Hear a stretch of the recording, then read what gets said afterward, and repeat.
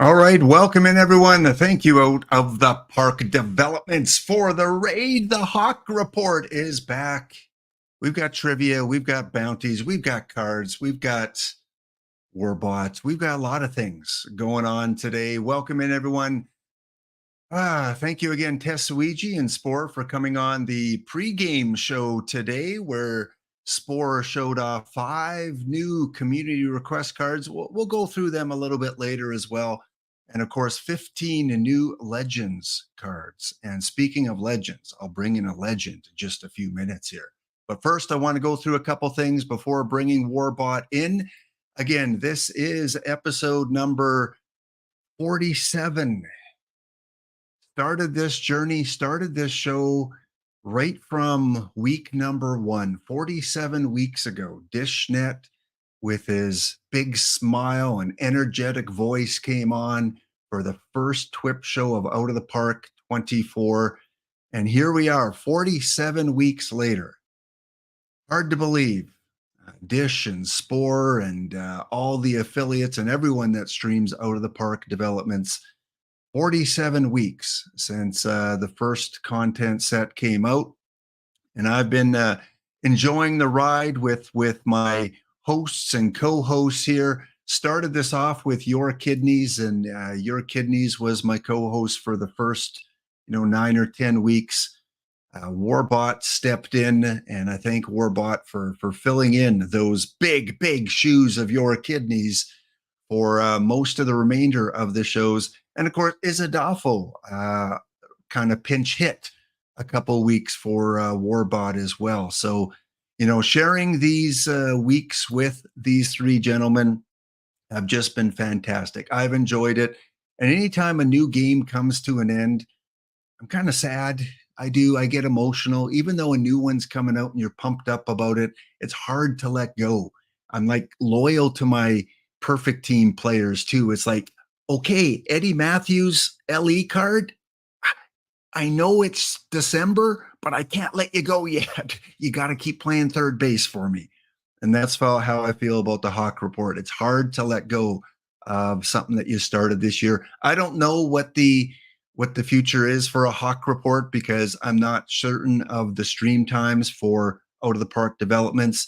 They do change sometimes when they stream their TWIP set, but we'll see. We'll see what the future holds in Out of the Park developments. We'll see what times they stream and how it fits into schedules and things like that. But I want to start this off thanking Your Kidneys, Warbot, Izadafo, for filling in and being my co-host these last 47 weeks. And I did get a chance to stream one event with all 3 of these gentlemen. The only time all 3 have been on a stream together with me was the Invitational that was held back around Christmas time. And that was a fun event. And with that sandbox coming in, I don't know, maybe there'll be more opportunities for these little invitationals within the game. I don't know exactly what a sandbox is. I was playing Hot Wheels in a sandbox. I don't know. Can you play virtual baseball in a sandbox? I guess we'll find out. But I had a chance to host with Tetsuiji this draft, and then the tournament and the results of the tournament, which Izadafo won with his first round pick of 93 Diamond Willie McCovey. So I had a great time meeting McNush and Hamlet and Aster 31. Spore was there. Snail Man, of course, being drafted by Kidney's team. And that was a fun event. And it was during that event, we had a lot of fun. Getting 10 people on screen at the same time, wondering about the bandwidth. Is it going to work? Are people's mics going to work? Are their cameras going to work? But it went really well for that first invitational. It was really, really fun. And of course, you see everyone on screen here, whether they had their camera on or off. It was definitely, it was like a zoo sometimes controlling these guys when everyone wants to talk. And we got it done in like 2.5 hours, which was amazing. And then, of course, Your Kidneys. I mean, those of you that are familiar with Your Kidneys knows he's a little bit of a prankster. And I did not realize until about 3/4 of the way through the stream that he was trolling me the entire event, trolling me in this stream here, because what he did, he copied my background. Yeah, those who've been watching my stream know I have that picture in the background, my movie poster up, and Your Kidneys was doing a little bit of trolling, and good on you, Your Kidneys. That was fun. It was fun, and not only that, but he was trying his Photoshop techniques, and he said, "Lap, next time you do it, a babe in the Matrix, you need to have this as kind of part of your thumbnail." Kidneys, kidneys, kidneys. Always the jokester. Yes.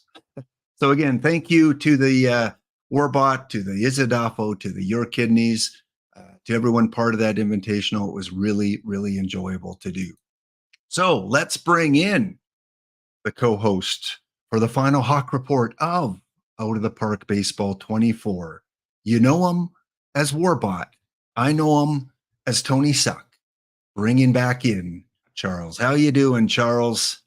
Not bad. How's it going? One more time. Go Flyers.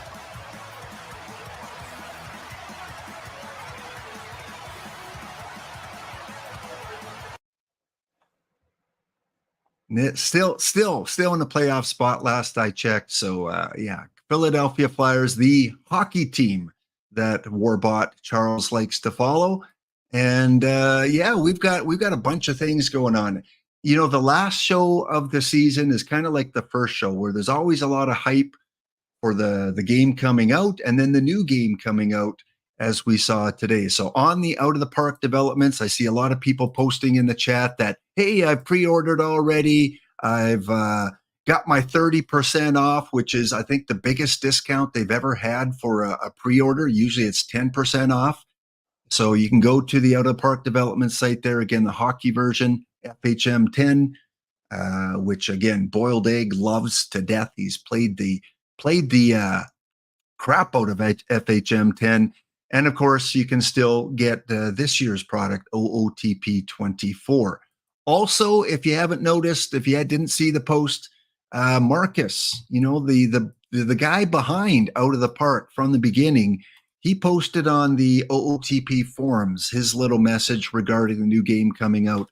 So if you want to read a little bit about what Marcus has to say and some of the comments that go with it, head over to the forum. You can register an account, or you can just kind of read through it without registering an account. So feel free to do that. And again, the 30% off, if you use it on Steam, just wishlist it. You cannot pre-order it on Steam. You have to wait until it's actually released. And then for the first week, usually, they'll give you that 30% off if you've pre-ordered. So go ahead, just click that little wish list on Steam.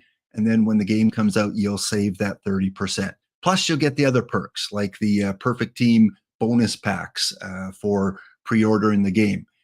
Also, if you go to Steam, they have included a few screenshots. Again, these are probably not final screenshots, but kind of cool to see an early look of what Out of the Park Baseball 25 might look like. So, of course, our login screen, we see kind of the dark blue, the silver, the gold as representations of this version of the game. And then Steam also has a few other snapshots. Again, not official. The game is still in development, still in the beta testing, so things could change. But it's kind of cool to kind of see maybe an early look at what this game might look like. And again, the park creation looks very similar in terms of creating the park. And then the player cards, which we always like to see what that new card art is going to look at like. Well, this is what Steam has posted in terms of the opening the pack screen with the 5 packs. So I don't know if we're still going to get that familiar background of pack opening where cards come out one at a time, or if we're going to see something different. But again, this is what is on the Steam site right now with a little sell button I noticed right underneath the card.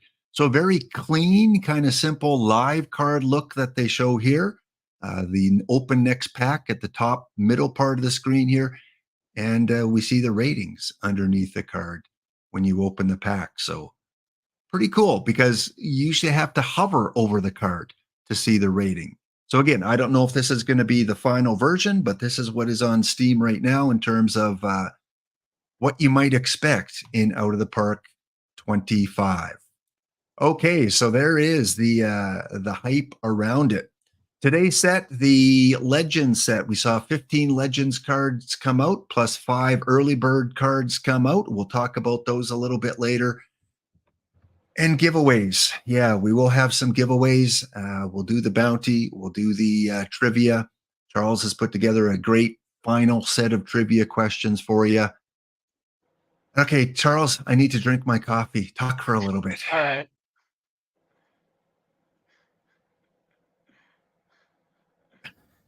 Really? Really? Well, That's fascinating. That's fascinating. Has all the snow melted in Copenhagen? we didn't. We don't get much snow. We're kind of on this coast where things are just rainy instead. So, It's rainy. And yep. are you is there a stream plan for tomorrow as far as you're aware? Have you worked that out with the gang? We got to work it out with Izadafo, I guess, but I think Yeah. so. We got cards this week, so last set of cards, and then we might turn to some other things. That happens usually. Yep. Usually towards the end of the cycle, you move on to some other kind of content. I know you guys were talking about maybe doing some sort of modeling streams, models in terms of cards, not showing off clothes. Although that would be a fun one to watch. You and Isidoro modeling the latest baseball outfits. Yeah, no, I don't think that'll happen. But speaking of baseball, where is that here? I thought I had something here I wanted to put on the screen. Give me a second here. Well, maybe I'll find it a little bit later. I've got so many, so you guys know me and my tabs, so many tabs open. Is it this? Is it this? Is it this? No, I must have deleted it. Yeah. Well, anyway, PTMS is coming up. You qualified, I believe, for both of them, right? I think so. Yeah. Yeah. You were pretty highly rated up there in the drafts and in the traditional tournaments. So that is on Saturday, 64 teams competing for those final tournament cards. And like I said, a little bit later, we will have some trivia coming out. Spore said he's going to be live for the PTMS as well because he's qualified. So he'll have access to that. So get your PTMS coverage. I missed out just barely on the draft one. So I will be a spectator on that. Well, we got one more bounty to do here, Charles. And, All right. we haven't, I don't know, have we won a bounty all year? I don't think so. I don't think Don't so. think we have. I'm trying to think if we won a bounty. I don't think so. And in the chat during the pre-TWIP show, someone redeemed their Hound Biscuits. And when you redeem your Hound Biscuits, one of your options is to pick the bounty theme. And so we already have a theme picked out for us. And That's too bad. I had a really good one this week, but I guess you had a good one? Well, because pitchers and catchers just reported, right? Oh yeah, pitchers and catchers just reported. So I was thinking we should do a pitchers and catchers draft. Only pitchers and catchers? Only pitchers and catchers. Okay. Well, Tessuigi, who requested the theme, can we knock yours? Because yeah, pitchers and catchers reporting would be kind of a fun one based on what's going on. So Tessuigi, if you're in the chat, are we okay with moving yours until the next perfect draft? If not, we could do it tomorrow too. So Yeah, we can do it. Yeah, you guys can do it. Well, no, let's do the pitchers. It's time appropriate. We'll get to the Tessuigi and we'll do that. Well, maybe we'll do 2 bounty drafts today. I don't know. We'll see how long it goes. It's our last episode. We gotta, have some fun. We won't be on a clock or anything like that. Let's just get through what we want to get through. So let's do it. Let's do a pitchers and catchers only draft. So by catchers only, you mean as long as it's listed as catcher on the card, but if they play multiple positions, the same way if you can find a pitcher that plays multiple positions, you can kind of do whatever you want. So if I find a second base on the card that has catcher ability, can I draft him? I was thinking just catcher on the card, but what does everyone else think? We could do it.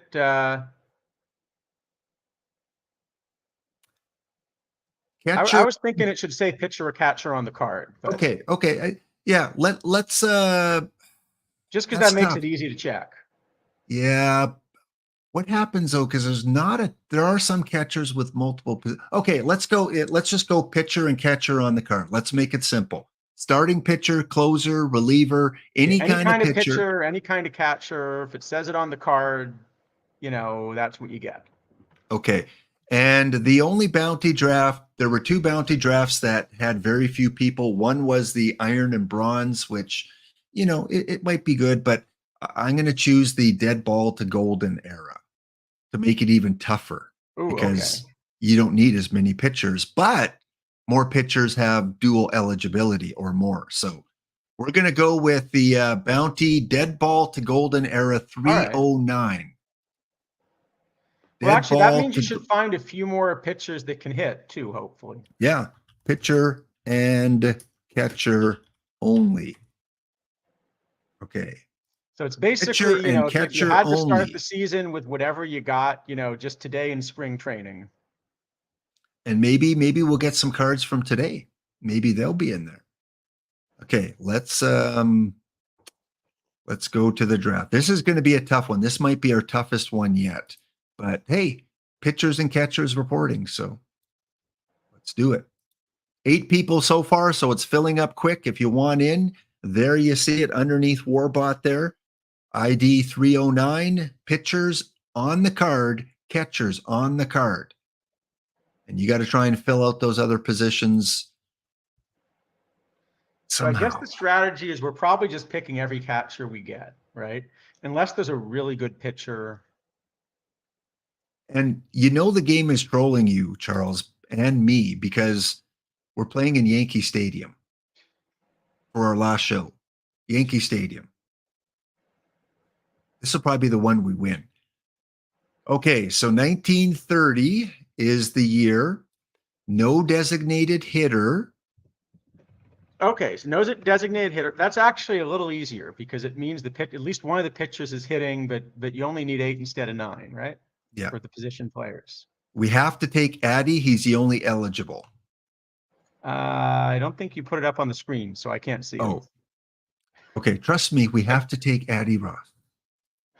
We did have an option of the new Ross Barnes, but we can't take him. We have to take the Addy Joss. Wood Ducks are in. Who else are in here? Dragon Hounds are in. The Mounties are in. The Devils, the Red Shirts, the Rainiers. If you got into the tournament, make sure you declare in the chat. Oh, Spore. Look at Spore. Spore's like, I got Cochran. I got Mickey Cochran. Is that the new Ross Barnes or is that the old? Because there's an older one also. That hardware looks like the new one. I think that's the new one. Looks like the new one. Yeah. Yeah. Okay, so Ezra got Josh Gibson, Spora got Cochran. We got Addy. We have to take Addy. All right. I think we got to take Addy. Jack Rowe? Well, we're definitely taking Jack Rowe. Okay, well, hold on. He plays shortstop, so actually that's a pretty good pick. Yeah, that's we only get one choice, so we'll take Jack Rowe. It's Dizzy or Buck Ewing. I think Buck Ewing plays everything. Yeah. He doesn't play any of these things well. Hey. As Teddy-O says, Joe Buck yourself with his theme team. We're taking Joe Buck. All right. Or Buck Ewing, I guess. Buck Ewing, not Joe Buck. We can't take Joe Buck. You cannot draft managers or broadcasters or anything like that. Now we get 2, and we only have 3 eligible, all pitchers. Well, let's take some pitchers. Bill Drake, Sherry Smith, and Lee Grissom. Is that Lee Grissom newer? I don't think I've looked at that. I think that's a new one. Yeah, that doesn't look familiar. Right? So let's take a look at that. I'm guessing if it's a new card, it's probably pretty good. Yeah, that looks pretty good. I mean, control would be nice for the era, but And then we want either Bill Drake or Sherry Smith. I'm guessing it's going to be Bill Drake. Sherry's one of these cards that would have been excellent in PT 23, but didn't work as much in 24. Let's just take a look at the batting ratings because remember, these guys hit. So, all right, we'll go Bill Drake.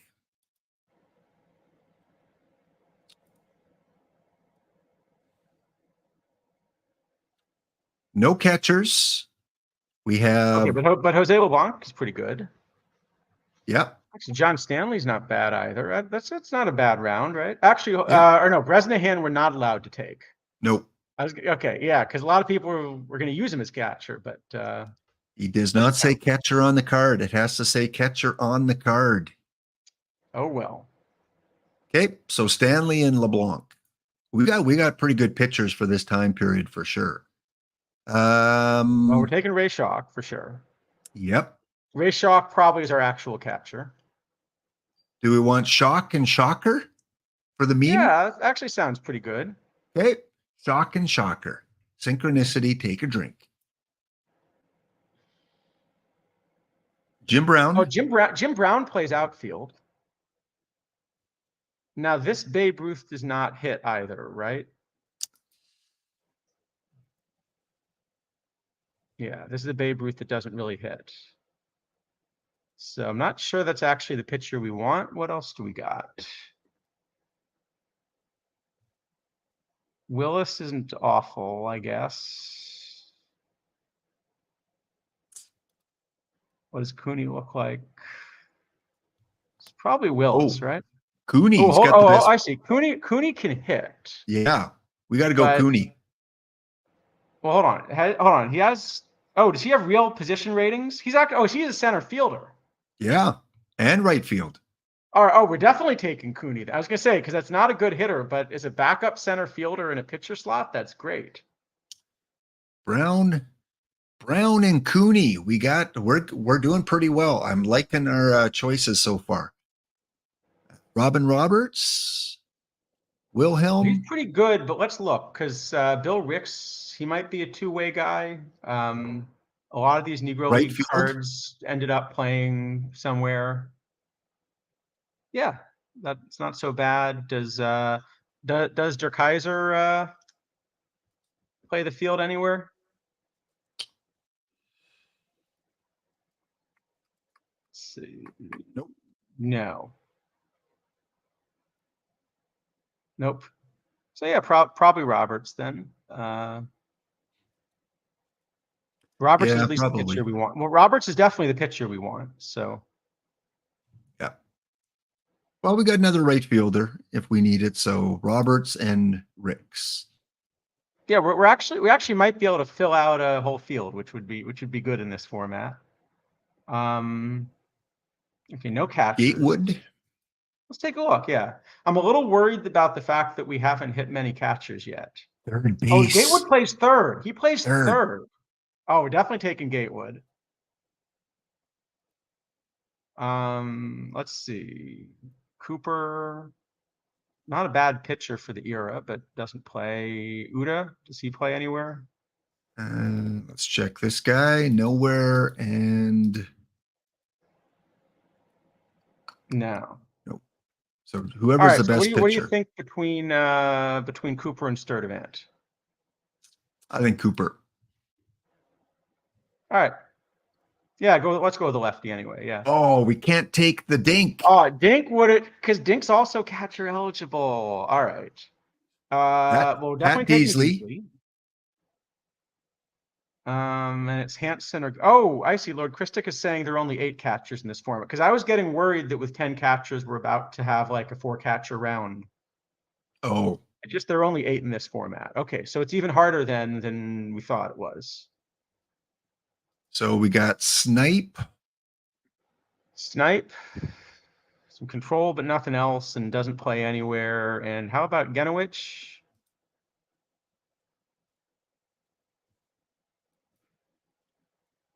Genowich still might be the slightly better pitcher. What do you think? Neither's great. We want to snipe the win here, so we're going Snipe. All right. Okay, we're taking Doc Kennedy and Sam Trott. I think we just definitely need the two. Do either play extra positions? Doc, I don't think does, but Trott does, right? Second and right field. Oh, second's really valuable. And first base for Doc. Okay. And we do have one more pick, so there's 3 in this round. All right. Do we have any two-way options? Bob Turley cannot play anywhere. So is it awful? You're right. Trot is it? We are going to play a left-handed throwing second baseman, but hey, it's what we got. RV can play left and right. Oh, that's not bad. And That's two more positions. Pedro. That's two more positions than Harvey Keene plays. Yeah. I guess it's got to be. Wait, hold on. Can I see Pedro again? He has ratings at. So Pedro has good defensive ratings at all these positions. Is he eligible to learn them? Because if so, I wonder if he's still better. If you go to his profile, does it say if he's eligible to learn those Nope. positions? No, it doesn't. Nope. Okay, so he has really good defensive ratings, but doesn't play them. So I think we got to go with the guy that does play a couple positions. Yeah, I think so. Who was that? Cooney? Nope. No, it was Zaza, right? Harvey? Yeah. Yeah.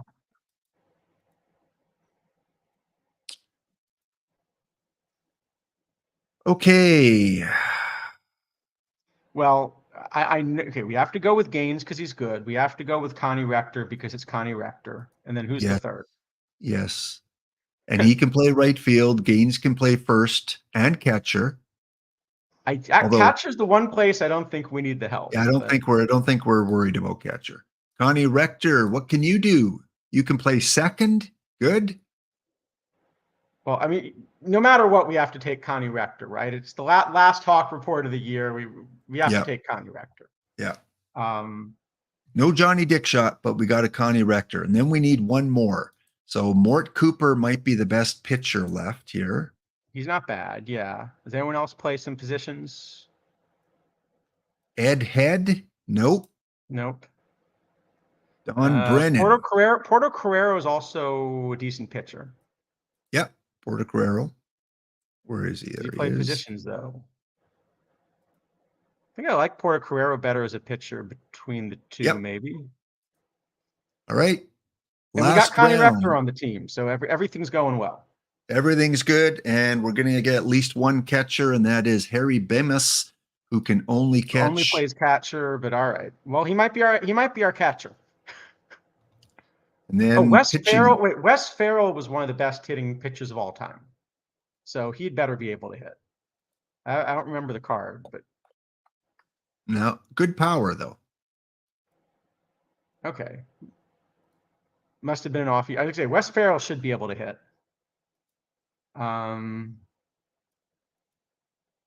What else do we got here? Lefty doesn't hit.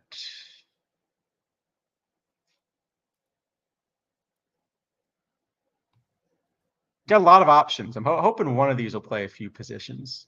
Come on, Scanlon. Doc? Nope. On Harry Harper? Nope.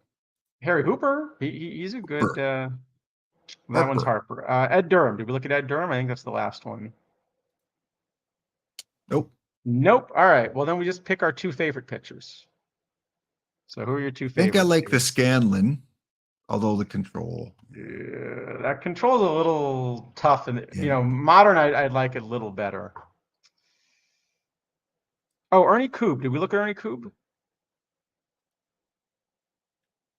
Okay, we're going to take Koob anyway. I think he's one of the better pitchers. Like someone with some control. We have. It's got to be. I mean, maybe we're just benching whoever we got here. Is there anyone with some control? 50 for Elston. Grove has 28. Scanlon has 26. Nothing. Harper 25. The answer is just no. 54 is the highest. All right, maybe Durham. Maybe yeah. Durham. Okay, now we get the fun of piecing this together.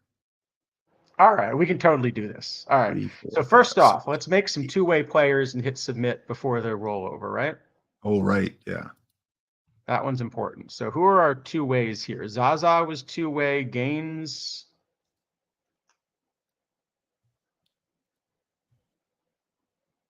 I'm going to put everyone for now. Just okay.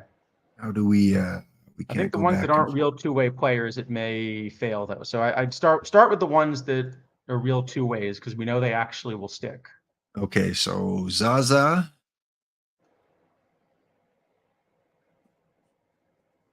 Zaza was Gaines.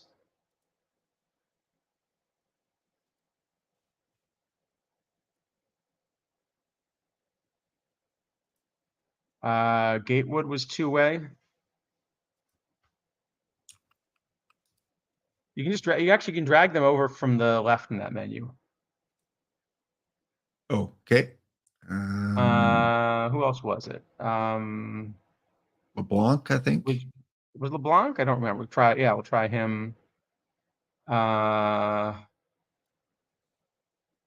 Connie Rector was.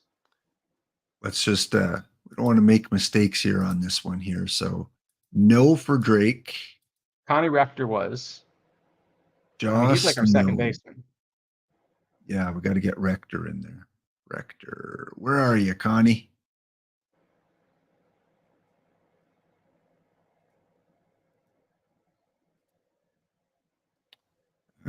Shocker.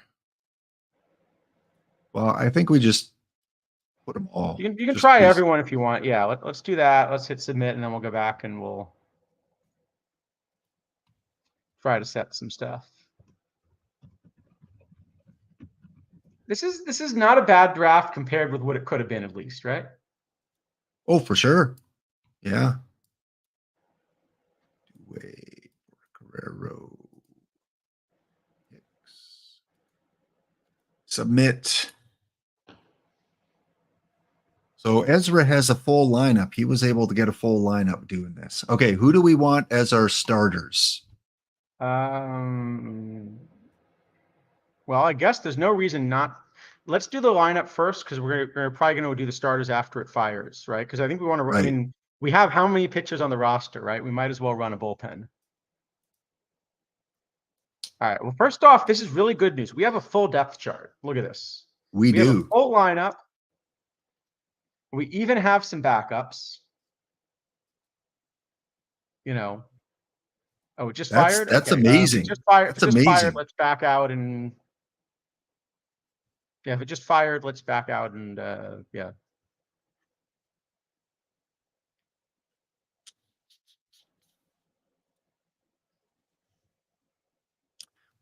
We should have got all that in because it's still just fired. So I think we should be pretty good. Let's double check here. Yep. All right, we've got a full lineup. All right, so let's actually set this here. So Shock actually catching, I think, makes sense, right? Yep. Oh, I like Trot a lot more in right field because he's a left-handed, because we don't want him to be a left-handed baseman. Yeah, they got him in right field. Yep. Buck Ewing. So Johnny Cooney's playing center. This doesn't look bad, right? I think that's Does Gaines hit at all? I was trying to remember. Do we have any like good hitting pitchers that we haven't gotten in the lineup? Not really, right? not Gatewood's maybe our best hitting pitcher that didn't get in the lineup, but Beasley's our best BABIP guy. He's not in the lineup. right, but he only plays catcher, so there's kind of no way to get him Right in. field. Okay, well, who do we have in right now? Would you rather play Beasley or Trot? Trot can play second. Well, Beasley looks just better than Trot, doesn't it? It was a much better bat. How are they? And is Beasley okay at all defensively? Better than Trot. Yeah, I think Beasley's our right fielder instead of Trot. Okay.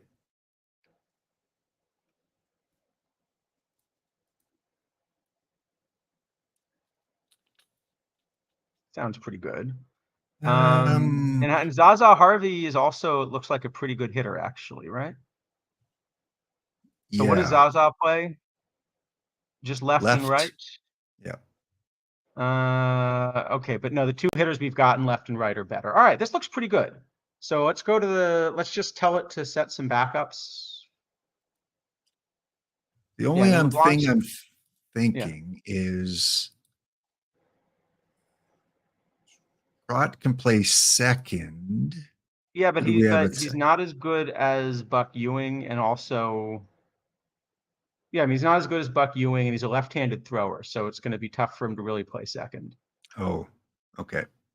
All right, we'll go with that. Let's go and look at our backups Yeah, here. just tell it to get some backups in. Looks pretty good. This is we've actually got like a full roster in here. That's an That's accomplishment. yeah. That is All right, and then not pitching. an not an easy match. Okay, So pitching. You want to pitching, go with 2 men or let's go. 3? Yeah, let's go 2, and we'll go like 2 plus a bullpen, right? Jocelyn LeBlanc sounds pretty good. I think so. Yeah, LeBlanc definitely. Joss, yeah, probably Joss. Um, yeah, probably Joss. Okay, and then we run them at like 18 batters faced, I guess.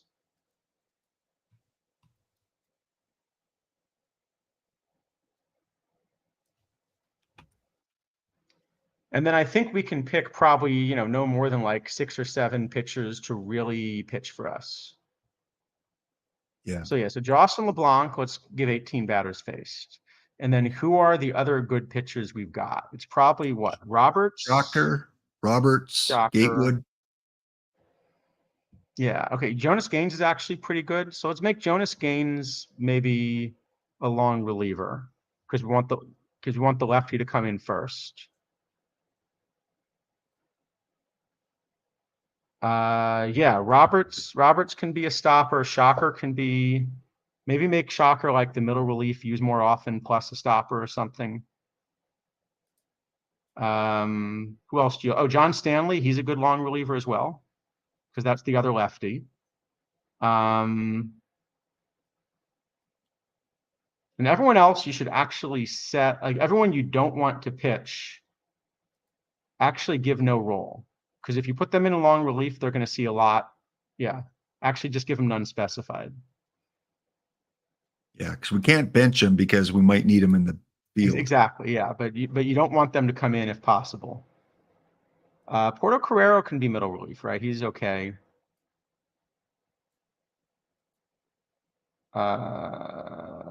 Ricks and Drake, maybe Ricks we don't need also, and Cooper, do we need? Maybe we don't even need Cooper, I guess.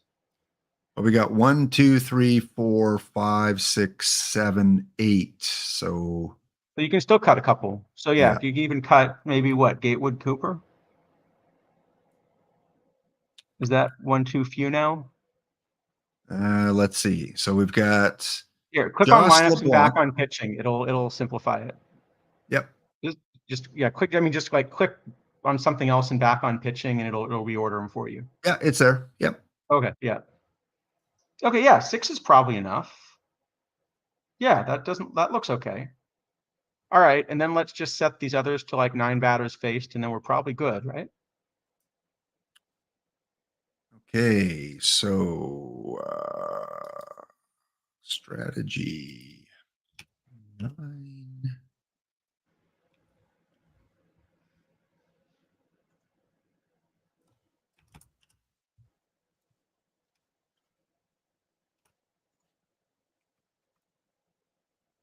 I think we did okay.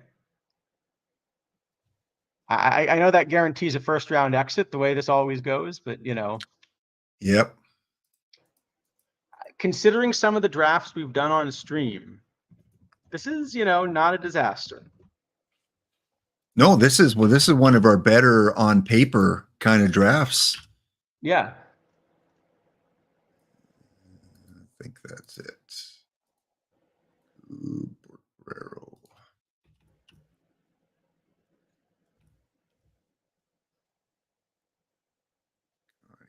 Ricks, Roberts.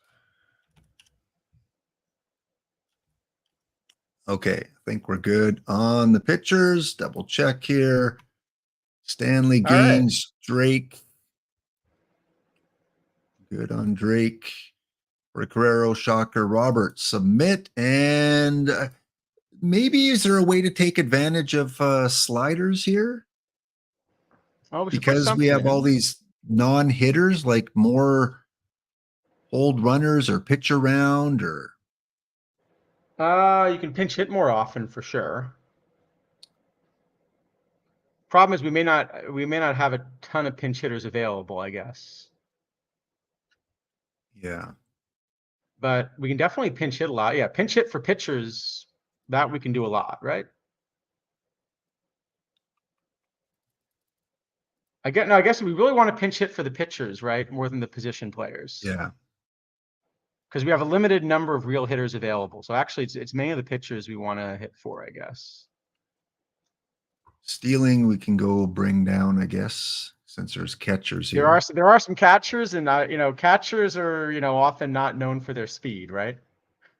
Well, and someone did get Josh Gibson, and someone else got Mickey Cochran. So there's going to be some good catchers out there. You know what? Actually, let's sack a bunt a little bit more too, maybe with all of these bad hitters. What? Charles Sack bunting? I know. And sack, but we can definitely squeeze. Definitely squeeze. Do a lot of bunt for hit. Bunt for hit's probably useful. We got a lot of people that don't hit, so they might as well bunt. And we could try what Mr. Black suggested, and maybe let's intentionally walk a lot of people because there are some really bad hitters in these lineups. Okay. Shift. Crank those up. Sure, yeah. We'll shift everybody, and we'll hold runners also, because just max everything. It's the last episode. We just max everything. How about let's just max everything? Come on, let's max everything. There we go. Some of these are probably mistakes, but Yeah, let's max them all. Boom. I thought you wanted to win this week. Except stealing, we're not going to max. All right. Pick one more not to max. Well, the pinch hit for position players is a really bad one to max in this one. Okay. Yeah, I want to not max that. I'd love maybe pinch runners also if we can get away with it. Okay, let's at least, sure. Yeah. Everything else we're just maxing it. All right. Okay. We can do that. I'm going to pick one more. I'm not going to max play corners in. They're not good enough. Okay. We are good. So round one matchups here. Round one, we've got Evie's baseball up against Dragon Hounds. We got the Skunks up against the Sword Guys, the Ducks up against the Mounties. We are playing Anderson Auto Workers. Need your card repaired? You need some damage fixed? Well, that's unfortunate because I'm seeing a lot of non-catchers on that team. Oh, man. There was one team in here before we got in, and guess who we got? The one team. Sucks. Now, if we had a sandbox, we probably could have fixed this, but well, we're going to go up against a team that drafted to win because they were not part of this. They got mutual. Hey, we drafted to win. Yeah. But we're going up against a team that is no part of this bounty. So unfortunately, they will not qualify. So we'll see what happens in this first round. If we get knocked out, maybe we'll just give the extra packs to the winner of the tournament, as long as it's not Anderson Auto Workers. Which it might be. They will. It's too bad you couldn't just take one, just drag Spore's team over here and just drag it into this position here. It's just drag and drop. Not that we'd want to play Spore because he's going to be pretty tough, but all right. We'll see how that plays out. We are on a little bit of a break here, so we'll be back in 2 minutes' time, gang, and trivia is coming up after the next segment. So stay tuned for some trivia. We're not going to award 1 or 2 prizes. We are awarding 3 prizes for trivia. So we'll be back in 2 minutes' time. In the meantime, go Google Anderson Auto Workers. Make your appointment now.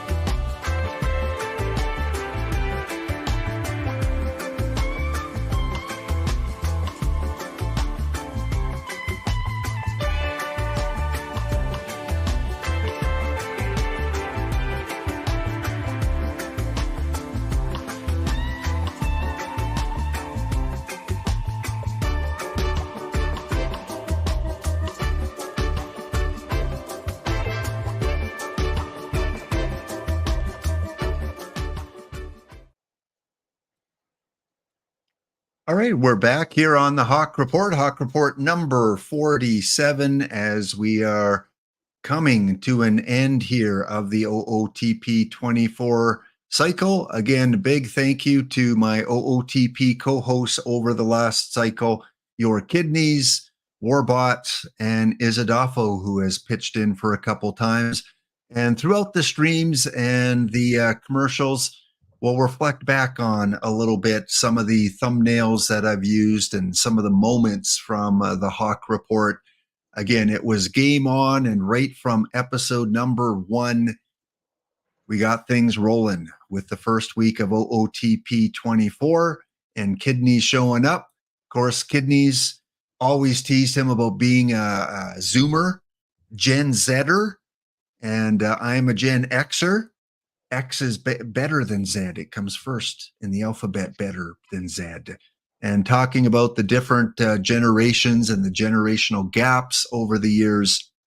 And of course, he is one that is born with a tablet or phone in his hands, where I was born with, pablum.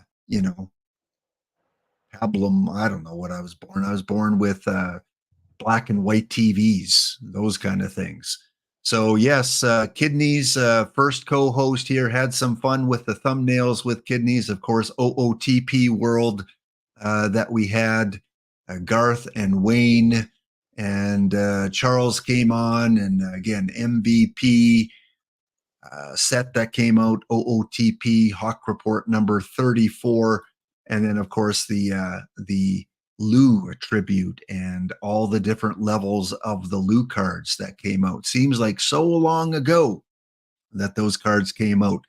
So again, we'll reflect on some of the memories during the breaks, and let's move on with it. So Charles, we do have spotlight packs that are out there. Yep. I don't know if you've looked into this yet, but spotlight pack number 41 is live. 31K.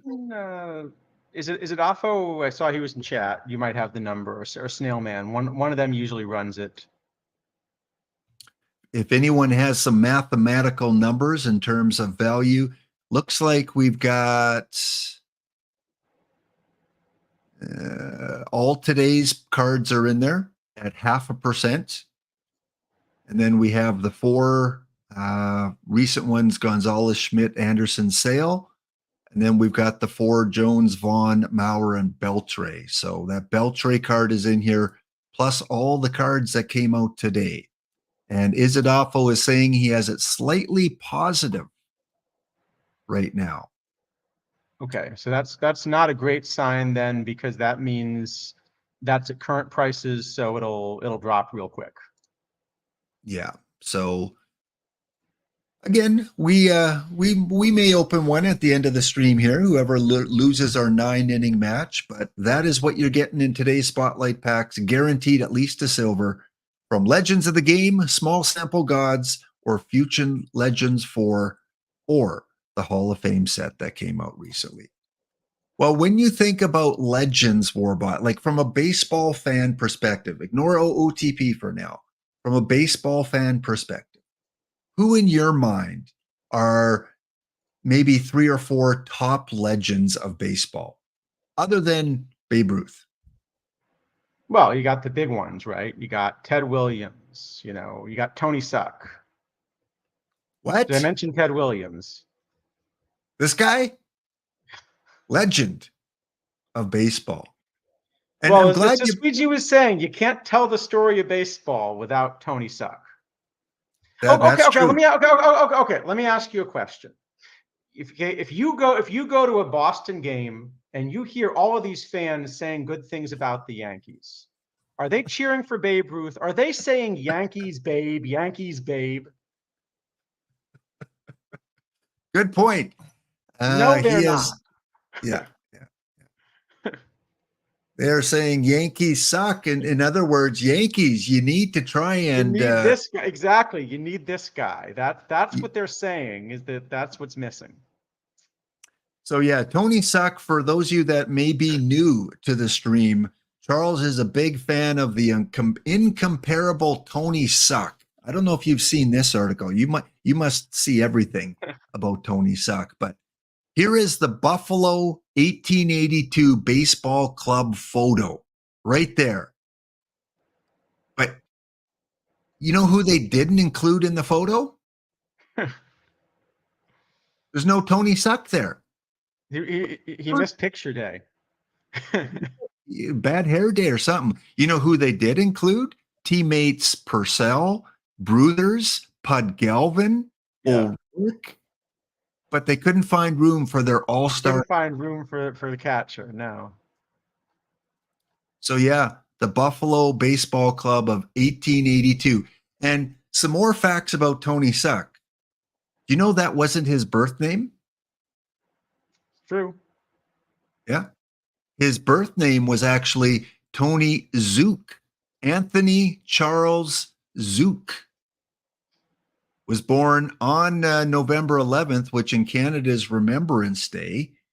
And 2 weeks after that, Macy's opened in his honor to celebrate his birth. Macy's opened their first department store.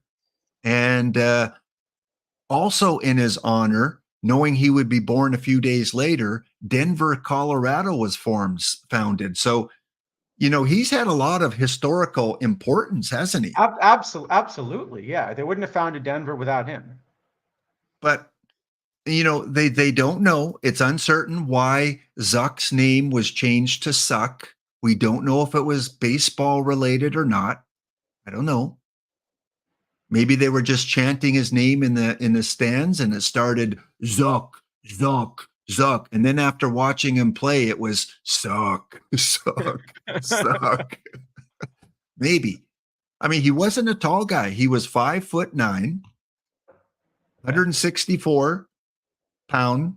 That's not so small for the era, I guess. Yeah, I guess for the era, yeah.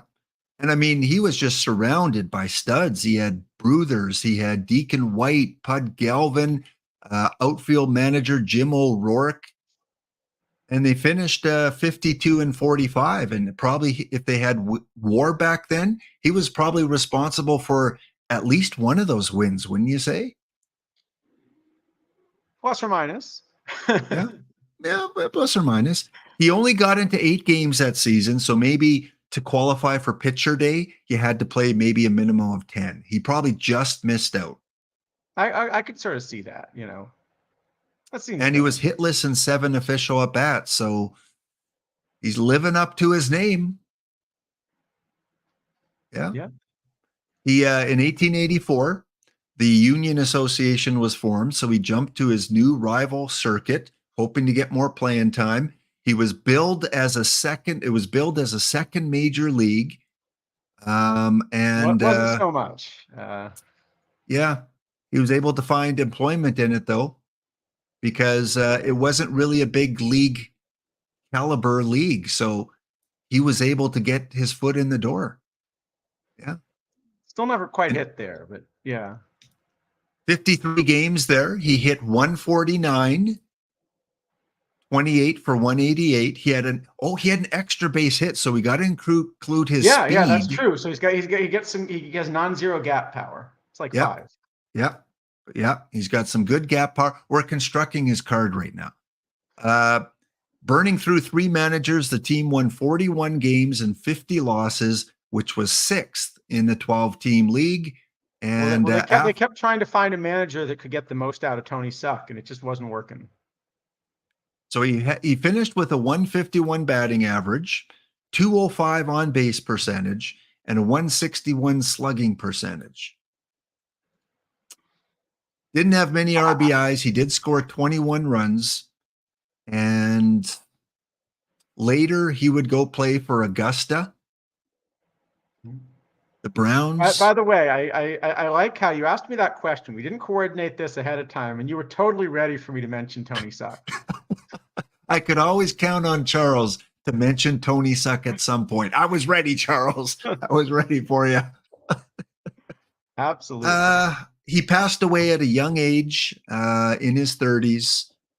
But according to his obit, he was a well-known baseball player. So legend. You're right. You're not wrong. He's well-known. That's right. Absolutely. Legend. You know, in the base game where it says, you know, extremely popular, well known, unheard of. He's well known, Yeah. and he was an umpire too. His home apparently was the corner of 38th and Armour. So if anyone in Chicago or have been to Chicago or know Chicago well, do you know that area? Is there a landmark there? A plaque, a statue?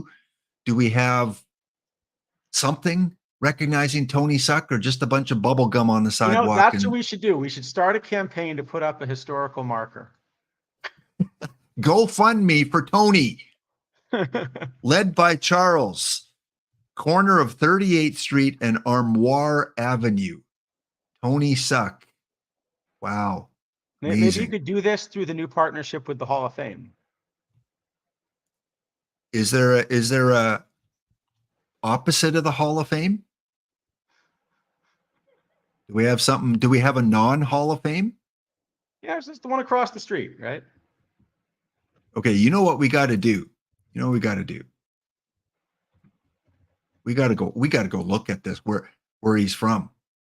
We got to find it. Actually, So I will say that you know, if I cross the Sound over to Sweden, in Helsingborg, there is actually a museum of failure.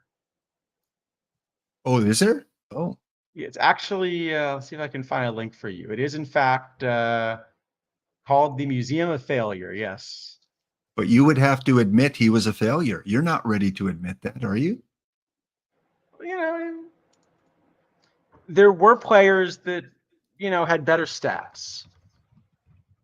Okay, Right. let's see if we can find this in Chicago. But you know, but it's about all the intangibles. It's about all the intangibles. Armoire Avenue. Armoire Square? Okay, Armoire. Go.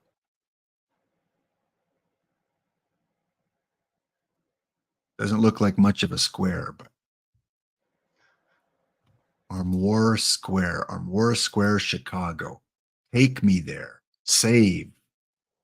Starred places.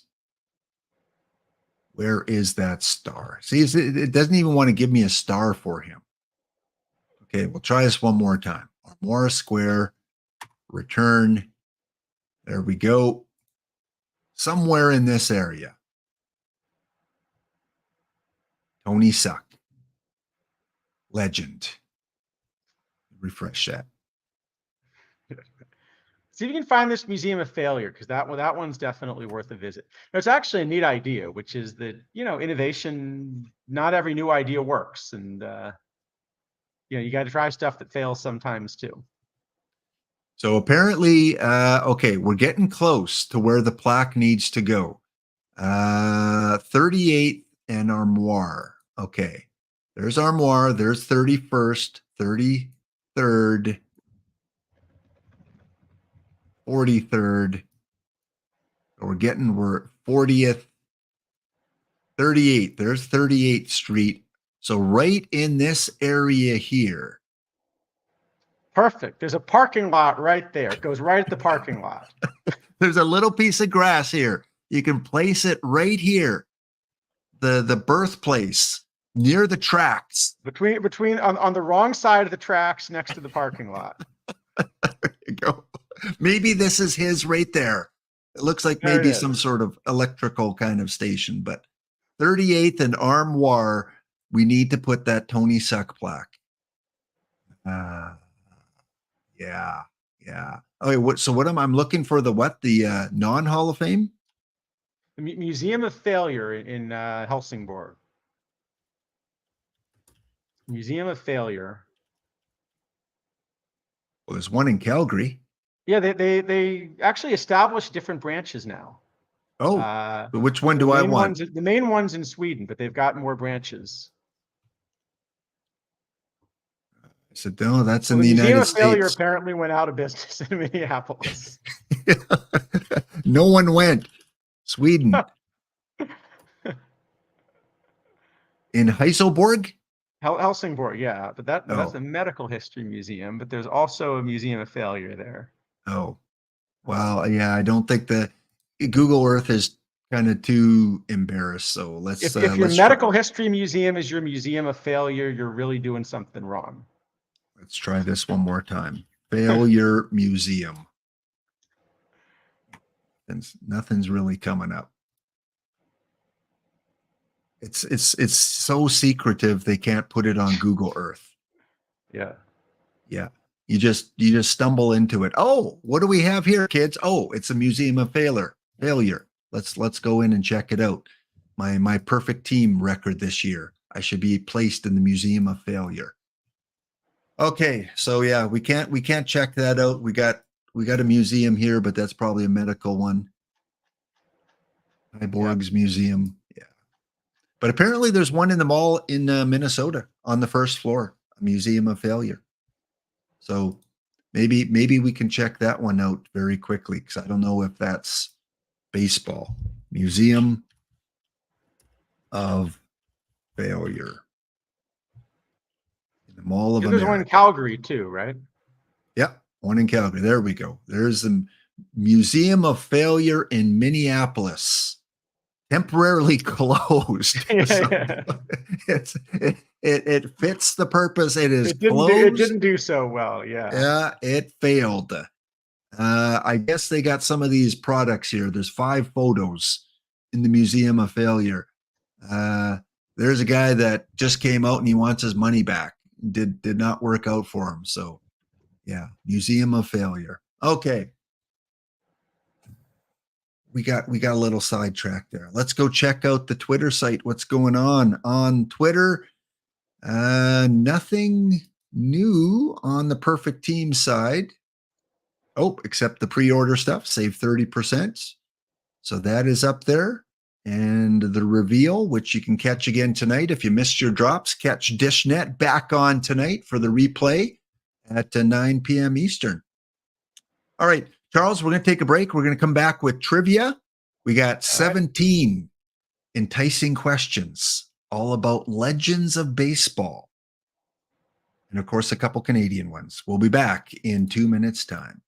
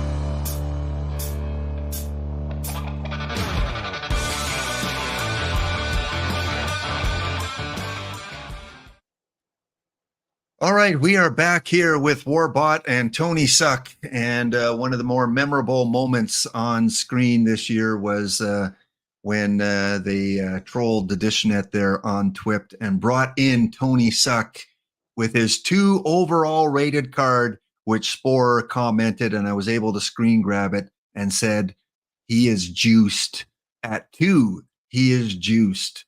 No, it was not a real card put in the game, but it definitely was a fun moment. And ever since then, we've been having fun making some Tony Suck references. Yes, a real baseball player. He did catch back in the 1800s. So hang on. He sort of caught. I mean, from his past ball rate, it was more that he waited for the ball to stop and went over and picked it up.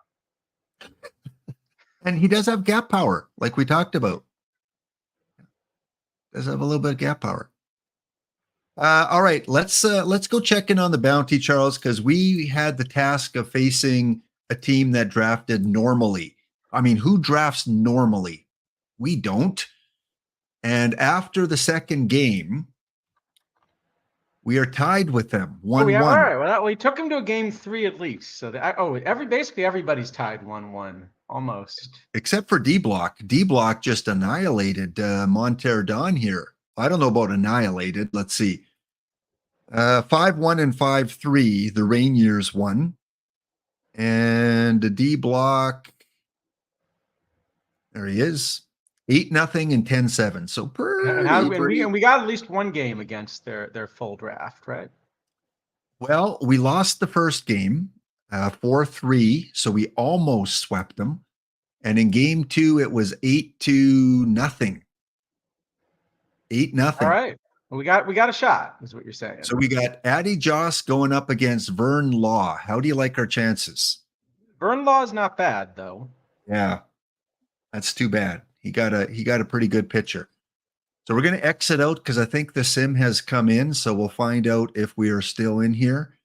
And it looks like we might be out. We might not be. All right. Well, when I was looking, a good run against a team that had a full. This was actually one of the best drafts we've done. This had a pretty good shot at winning, I think, if we didn't run into the team that wasn't playing. That sucks. 1 in 15 chance of getting the team. I think we could have went a long way in this one. They beat us 6-0. Yeah, that's too bad. So the new bounty is going to be on this Anderson Auto Workers. We're not gonna book an appointment with Anderson Auto Workers. No, we're gonna put a bounty on them. So if any of you knock out Anderson Auto Workers, the only non-compliant team, as long as your team was compliant, then we'll award you the 5-pack. So good luck. The Wood Ducks and Pops Dongoria have the next opportunity to knock them. Somebody take him out. I want to see one of us take him out here. Yeah, that would be fun. So again, before we get to the trivia, earlier this morning, we had some community cards. So if you missed that, we'll quickly go there through the 5 that were released. Not analyzing, just kind of, going over some names here. Is there no Tony Suck? My lowest one was a 56. Yeah. No, they made Tony Suck a bronze? I know. Or better. We'll find out. Coco LeBoy from the Montreal Expos, rookie sensation, had a great rookie year in 1969. And so all you Expo fans out there, all you fans that watched Montreal since its inception, enjoy your Coco LeBoy. I think he plays an iron. I'm going to draft him in the 5L. And Charles, quit knocking me out in round 1, would you? What's up? Stop it. Come on. Derek Holland is the community request card for D. Dempsey.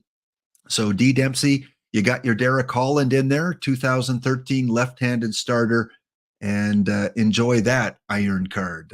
Again, I'll be drafting all these guys to test them out.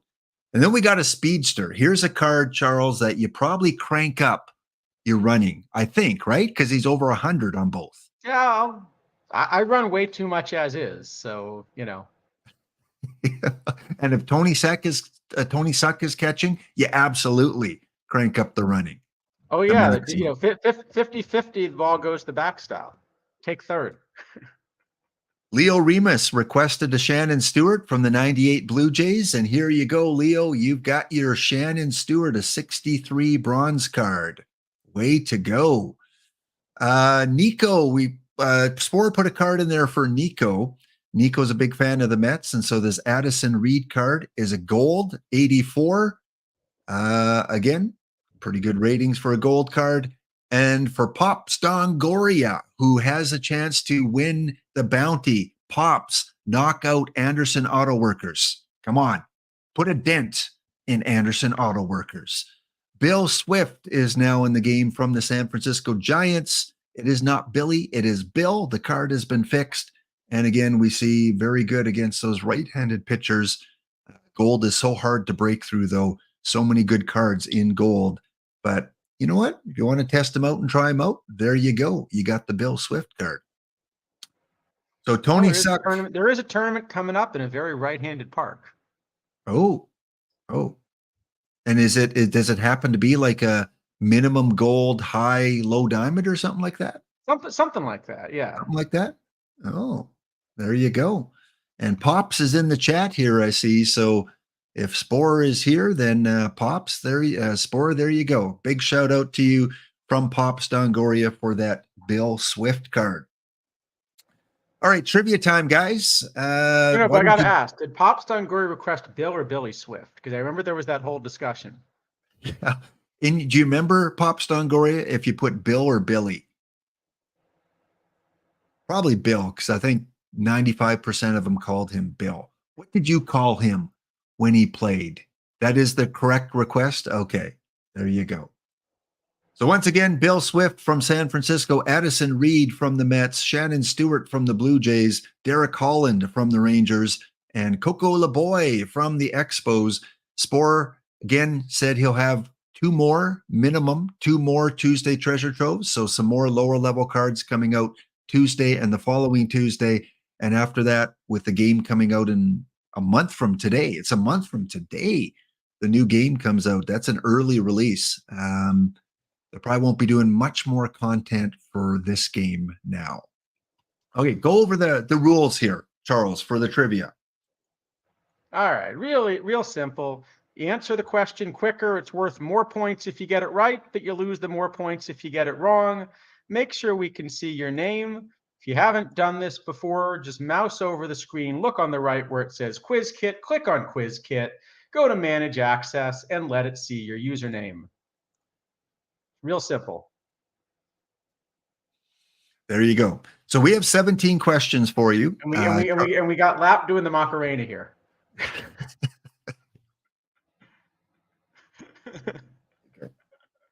That's my wave. Everyone do the wave. And pat Charles on the head for a good job on the trivia this week, Charles. All right, prizes we got some trivia about the legends of the game, and not even there isn't even a Tony Suck question that I know of. Not that I know of. No. Here are the prizes. Pay attention to the scoreboard. This is Legends Week. We're going to have 5 packs for our first place winner because they are the true legend. Okay. We're going to have our Tony Suck 5-pack prize pack for the lowest score. That's the Suck legend. And we're going to give 5 packs, whoever finishes lucky 7. You finish in 7th place, congratulations, you get 5 packs too. So watch the scoreboards. All right. You ready, Charles? All right.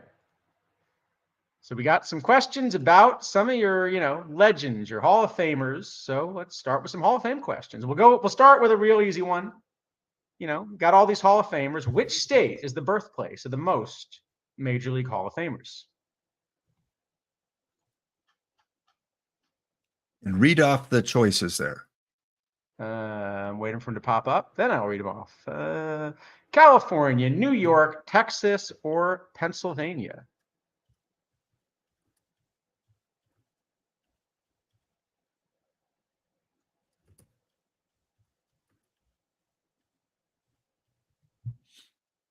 We should have had last place gets 1 pack. could do that. You could give more packs to first, and No, we've already said we'll go 5, 5, and 5. 3 chances to win. All right, answers are in. Is it the obvious?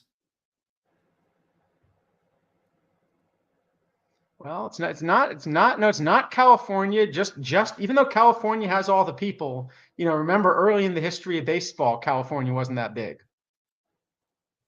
So, all right, we 5 got people. people split among all 4 answers. That's a good sign. It's a good start.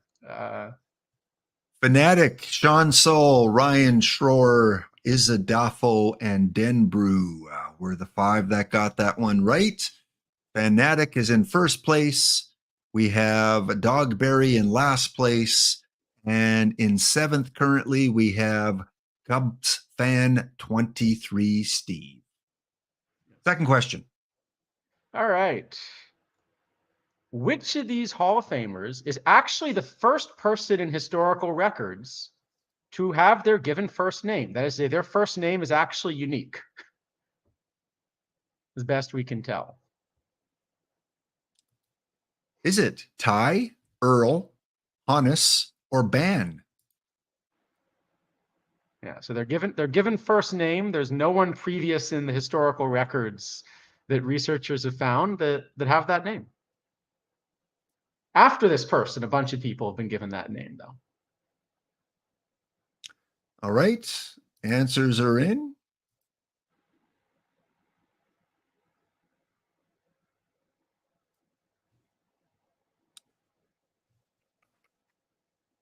And it is Ty. So Ty as his first name, not shortened for Well, because anything. his first name was Tyrus, which apparently his father just sort of made up, named after the city of Tyre or something like that. Wow. And since then, there are a bunch of people named Tyrus after Cobb. Yeah. But there's a possibility that he was actually the first Tyrus. Only 2 people got that one right. Stoutmonger and contestant 102. Contestant 102.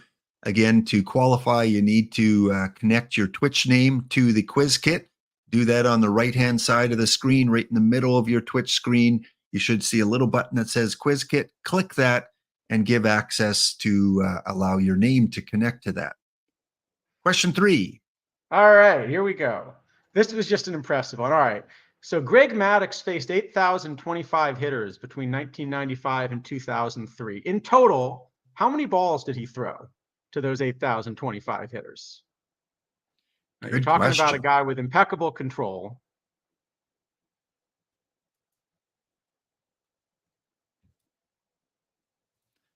Was it over 8,000, 14,000, 10,000, or 12,000?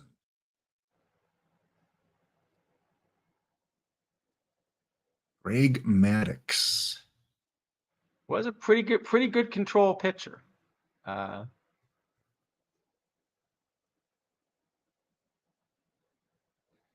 this is actually one of the most impressive numbers I've seen, especially kind of for like a modern pitcher where, because like you get taught to, waste pitches on 0-2 all the time, right?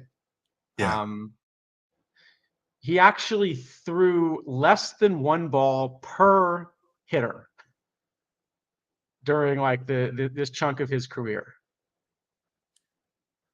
Yeah, that's incredible. That is incredible. I don't know if we'll ever see that again. Probably not. I mean, less than 1 ball per hitter. Yeah. No, the control was, pretty incredible. Yeah. Never go to a bar with Zuckus and tell him that. Never. Yeah, I was shocked to find that one. I guess that's why he's one of those Inner Circle Hall of Famers, right? Yeah. Missed a huge opportunity to include 9,006 to make over 9,000. Okay, Fire and Ore, the Jackal, contestant 137, GT Sundown, the quickest to ring in on that. So currently Sean Sull in first. In last is Tiger Man. And in 7th is Statmonger. Actually, Next. Dukes, you say you'll never see more than 4 balls per hitter. But I was just going through the 2023 StatCast data for a different project. I'll tell people about that one tomorrow night on the stream. And one of the reasons I had trouble parsing stuff is it turns out that Aroldis Chapman in the 2023 StatCast data had an at bat where he threw a 4-1 pitch and a 4-2 pitch. Maybe I'm guessing the umpire lost count or something, but when they do the pitch by pitch. So it turns out you could see more than 4 balls per hitter because occasionally the umpires lose count. Well, if you were umpiring with Chapman on the mound, I think I'd be more scared about being hit. I'd probably lose track of you. Okay, next question. All right. Speaking of Maddox, there is an achievement in perfect team for throwing a Maddox. And without PT plus and these extra bonuses, how many perfect points do you get if you throw a Maddox? 100, 350, 500, or 750, not including PT plus bonuses. Do you know offhand how many batters Maddox walked in his career? Because there's 4. Offhand, I can look it up pretty easily. What wasn't a lot, But does it mark intentional walks differently too? It should, right? Oh, do they? Oh. Okay, yeah, it does. All right. That would have been a good trivia question. He walked 999 batters in his career. 999. 999, but 177 of those were intentional walks. So what you're saying is half of all the balls he threw, he walked people. Well, that was just during. No, that was the 8,000. That was just during the peak of his career. Oh, so the peak of his career. Okay. Yeah.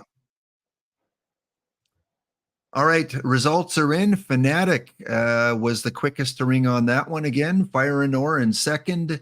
Garnick, Tiger Man, our top 4. And after 4 questions, our leaderboard in first place, Sean Sultan. In last place, Dogberry 99. And in 7th place, contestant 137. So apparently you need a digit in your username to be successful. Okay, question 5. All right. So here, when I use the word save, saves were awarded retroactively for early eras once they started the stat. So with that in mind, who is the first player to have in a single season both 10 home runs and a save? Say in the same season. So again, they were added retroactively. So was it Ty Cobb, Doc White, George Sisler, or Babe Ruth? 10 home runs and a save in the same season. I would have bombed this one. It would have been my third choice. The right answer would have been my third choice. This was kind of, I was kind of shocked that this one was true. Well, you know how it is. It's the last one of the season. We got to come up with some good ones. But I was actually kind of shocked at this one. Well, look, no one guessed it. Yeah, no, well, because Sisler also was a pitcher and Ruth also was a pitcher. Yeah. Ty Cobb in 1925 did actually have one pitching appearance. Got a save. Jeez. One pitching appearance and he got a save. That's never would have thought of Ty Cobb as any kind of pitcher, but yeah, it was a great question. You fooled everyone there. Yeah, so I don't think there's any pitching on his PTMS reward. No, he doesn't have like 120 fastball. No, I don't think so. Not there. Okay. Total scores, Statmonger. No one got that right. Statmonger was the one that suffered the least on that one. So after 5 questions, Sean Sultan in first, in last, Dogberry 99, and in 7th, we've got Ryan Schroer 79. Okay, so before we get to our, go ahead. Go ahead. No, go ahead. Go ahead. Before we get to our next question, again, part of the HAWC report always has been to take a look at some of the new cards that have come out. Again, we're at the end of the cycle, and after next week, after this week's playoffs, a lot of people, take some time off and stop playing the game and breathe a little bit before the next cycle. But a lot of us still play and will play until the game is off the server, like I do with OOTP 23. I check in on that a little bit. But yeah, there are some new cards out there. Ross Barnes, what I remember the most about Ross Barnes is I think it was OOTP 22 that had a limited edition Ross Barnes almost right out of the gate. And it was a really, really good card out of the gate for the Chicago Cubs, I think it was in 2022. So second base, yeah. So second baseman, I guess a lot of people play Mookie Betts there. And I don't know if you've run these through your model yet, but how about a Ross So Barnes? in tournaments, people will be playing Mookie. In league, I think everyone who has Jackie is probably playing Jackie. And then there's Eddie Collins, there's Marcus Semien. And this card actually looks pretty similar to Eddie Collins. The main difference is this card has a little more gap power and a little less power, plus is right-handed. So it looks by eye pretty similar to Eddie Collins.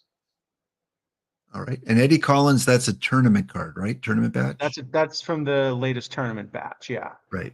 Okay. All right, Eddie Collins, 1876. It's nice to see some of these real old school players. But I do have one important quibble with this card, which is Dish made the whole point of, telling people on stream about how good he was at bunting these fair fouls. Yeah. And he's got 69 bunt for hit. Well, it's the end of the cycle. You got to have a little fun, right? 69 for bunt for hit. So he was successful in his bunt for hit. That's what you're saying. There's actually, if anyone's in the Boston area, there's this old-time baseball league that plays by these rules. So, you don't have the gloves and you get to hit a fair foul and stuff. I mean, it really changes the game because you actually take full swings this way too. The idea is you just get the ball to bounce once in fair territory and then go, kind of go down the line. So it's fun, but it's a completely different game in some ways. A lowly worm, yeah, I think that might be. I don't know if that's the one I'm thinking of, but yeah, there's.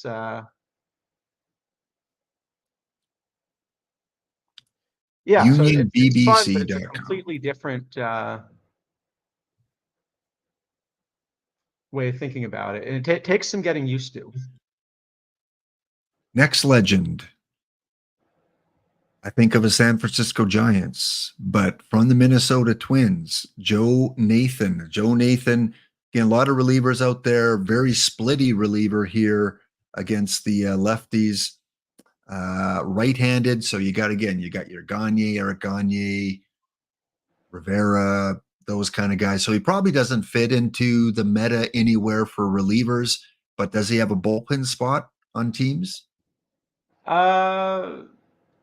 I think with all these cards, it depends how expensive they are. It's not one that I'd rush out to get if you have sort of every card. Cage Vision, that's a good way to think about it. It's like Nick Anderson with a little more stuff. But Nick Anderson really, didn't end up being kind of anywhere close to a card people were excited to play. So adding a little bit of stuff. Okay, if you only face righties, I do have him as sort of third or fourth best just against righties for relievers. The problem is he's also going to have to face lefties. And also the other problem is that the cards ahead of him are still Rivera and Papelbon, and they're going to have the same era eligibility for tournaments. So it's not a card that kind of gets helped out by the era that much either. Fair enough. Next up, card we've seen a couple versions of in this game so far. Again, it was a really solid catching card in gold for a long time when he came out. And this obviously a much better version, the Bill Dickey 102 catcher ability. What an arm, 115. Where's he fit amongst our catchers, Campanella, those kind of guys? So I think, I would much rather have the catcher ability than the catcher arm if I have the choice. So that means from a glove point of view, although he's got this really big number for catcher defense, I'm not sure the glove is actually quite as good as it looks. If you compare it with, let me see if I can bring up an example. Well, I guess, okay, so I guess right now Mauer is probably, the card that people are looking at versus lefties. Well, the thing about Mauer is he actually has 104 catcher ability. So even though the position rating is lower because the way it's broken up, I think in most circumstances, Mauer is probably going to be the better defensive catcher. What about So against for that, righties though? but Mauer's also more the card you'd prefer to have. Here, I'll show you the Mauer. There he Mauer is is. also more the card that you'd prefer to have against righties. Oh, So I think I'm going to play Mauer over this card. And so that means unless you're playing sort of two catchers versus righties, probably you're not gonna look at Dickey.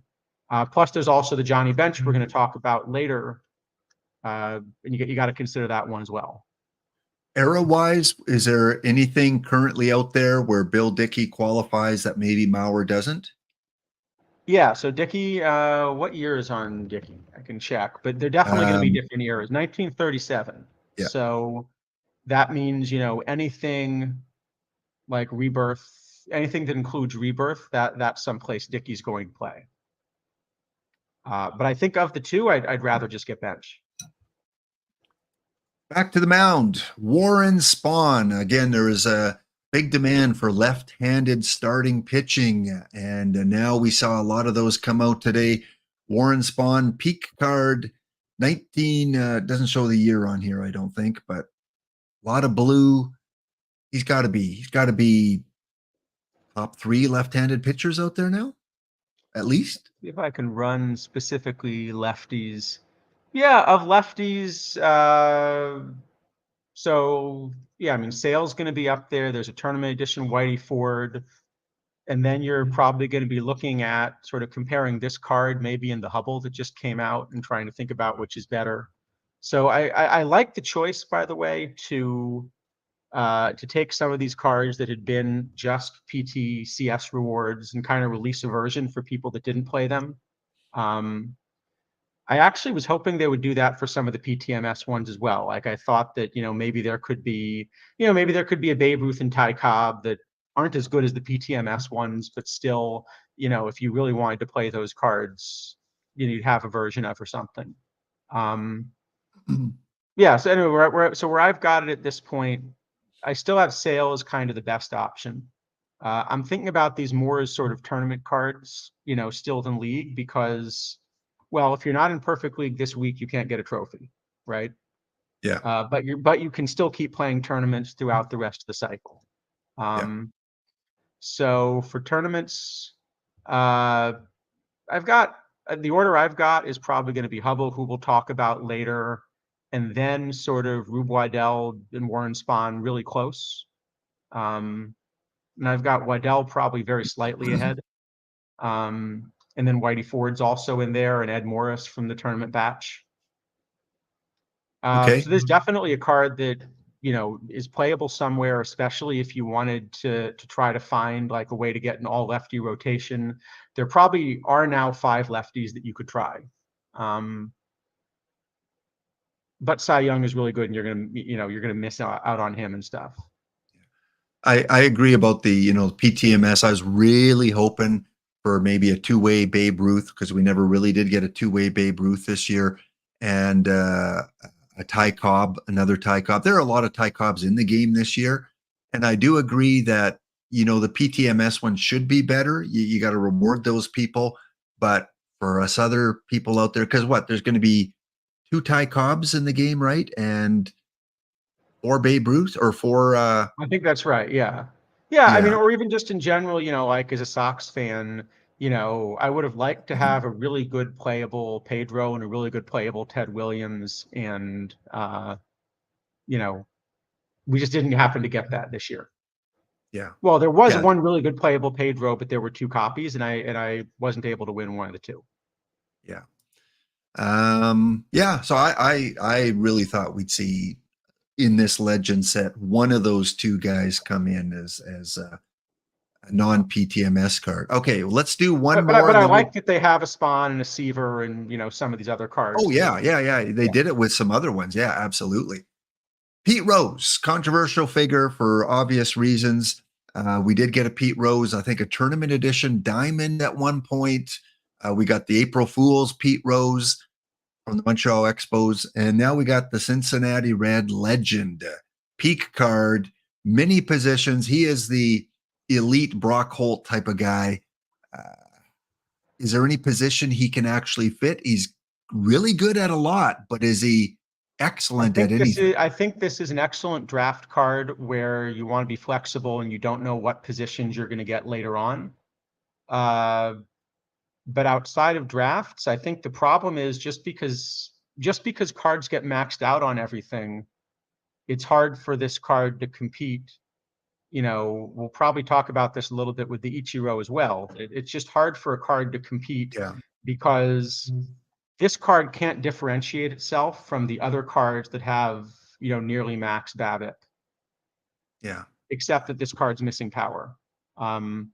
So I think the main advantage of this is going to be the positional flexibility, which makes it a really interesting draft card.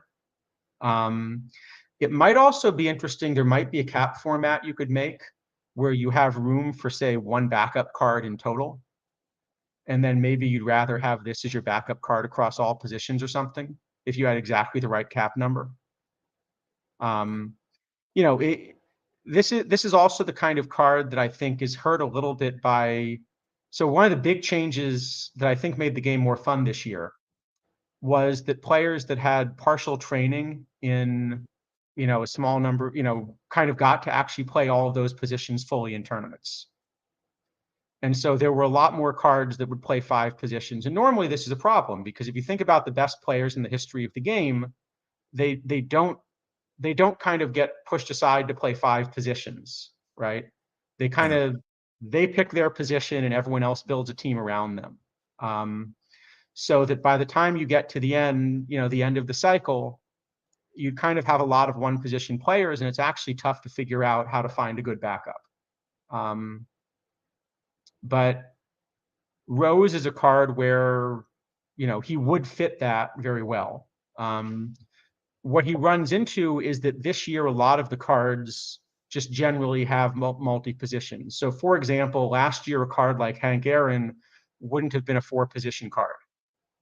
This year, Mhm. Hank Aaron's, was all 3 positions at outfield and at first base. It would have been more like the problems you had, like when you wanted to run Willie Mays in center. He only plays center. So as soon as Willie Mays becomes your backup center fielder, now it's really difficult because you have a 1-position backup. So that's the value in this card here. I mean, in drafts, Yeah. though, unfortunately, is this a card in round 1? Are you going to take this card because it's a perfect card? That's the only time you'll see him in most drafts. Or I that, will unless I get one of the handful of much better cards. yeah. But I'll Okay. also take this card in a Perfecto because you have the same problem that it's often hard to find multi-position cards. Yeah. Perfecto for sure. I take this because you're going to get really good cards at some point later down the line if this is a first round card. But Yeah. So I think this is a card that has a role, but I don't think the role is like meta player on your on your league roster. yeah, yeah. I agree, Dogberry. Very useful in perfect drafts. For me, again, in most perfect drafts where you have 1 or 2 rounds of the perfect round, if he comes up in round 1, I guess it always depends on what cards you have to choose from. Obviously, if there's a bunch of live and older perfect cards, yeah, no brainer. But if you get him and maybe a really good pitcher that comes up, or you get a Joe Mauer that comes up, what do you do? All right, we got to take a break here, Charles. We're going to get back to trivia. We're kind of doing 5 questions, 5 cards, 5 questions, 5 cards. So we'll be back in 2 minutes' time. And Wildcat Bandit, why are you a happy fan today? What did you pull in a pack? Let us know. Be back in 2 minutes.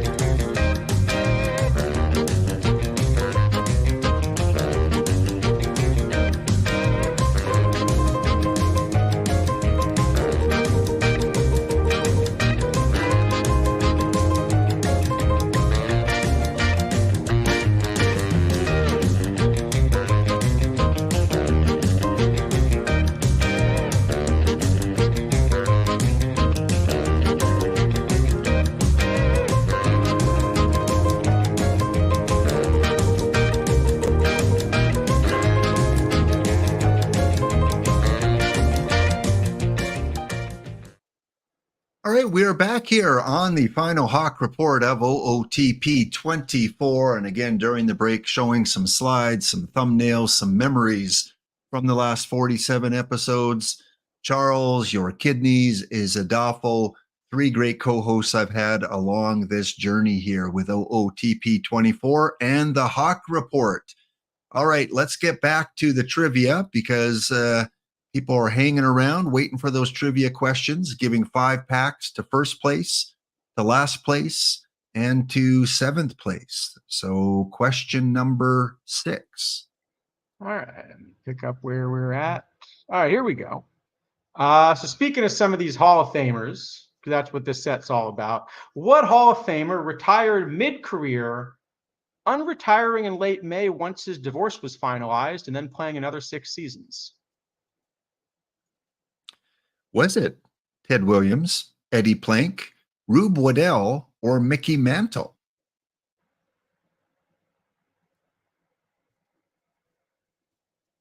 Kind of surprised we didn't get another Mickey Mantle, but so many players to choose from. I guess he at least got kind of some room to be in the meta because he was a meta card for a couple months. Yes, and his iron one was pretty, or not his iron, silver one was, Yeah.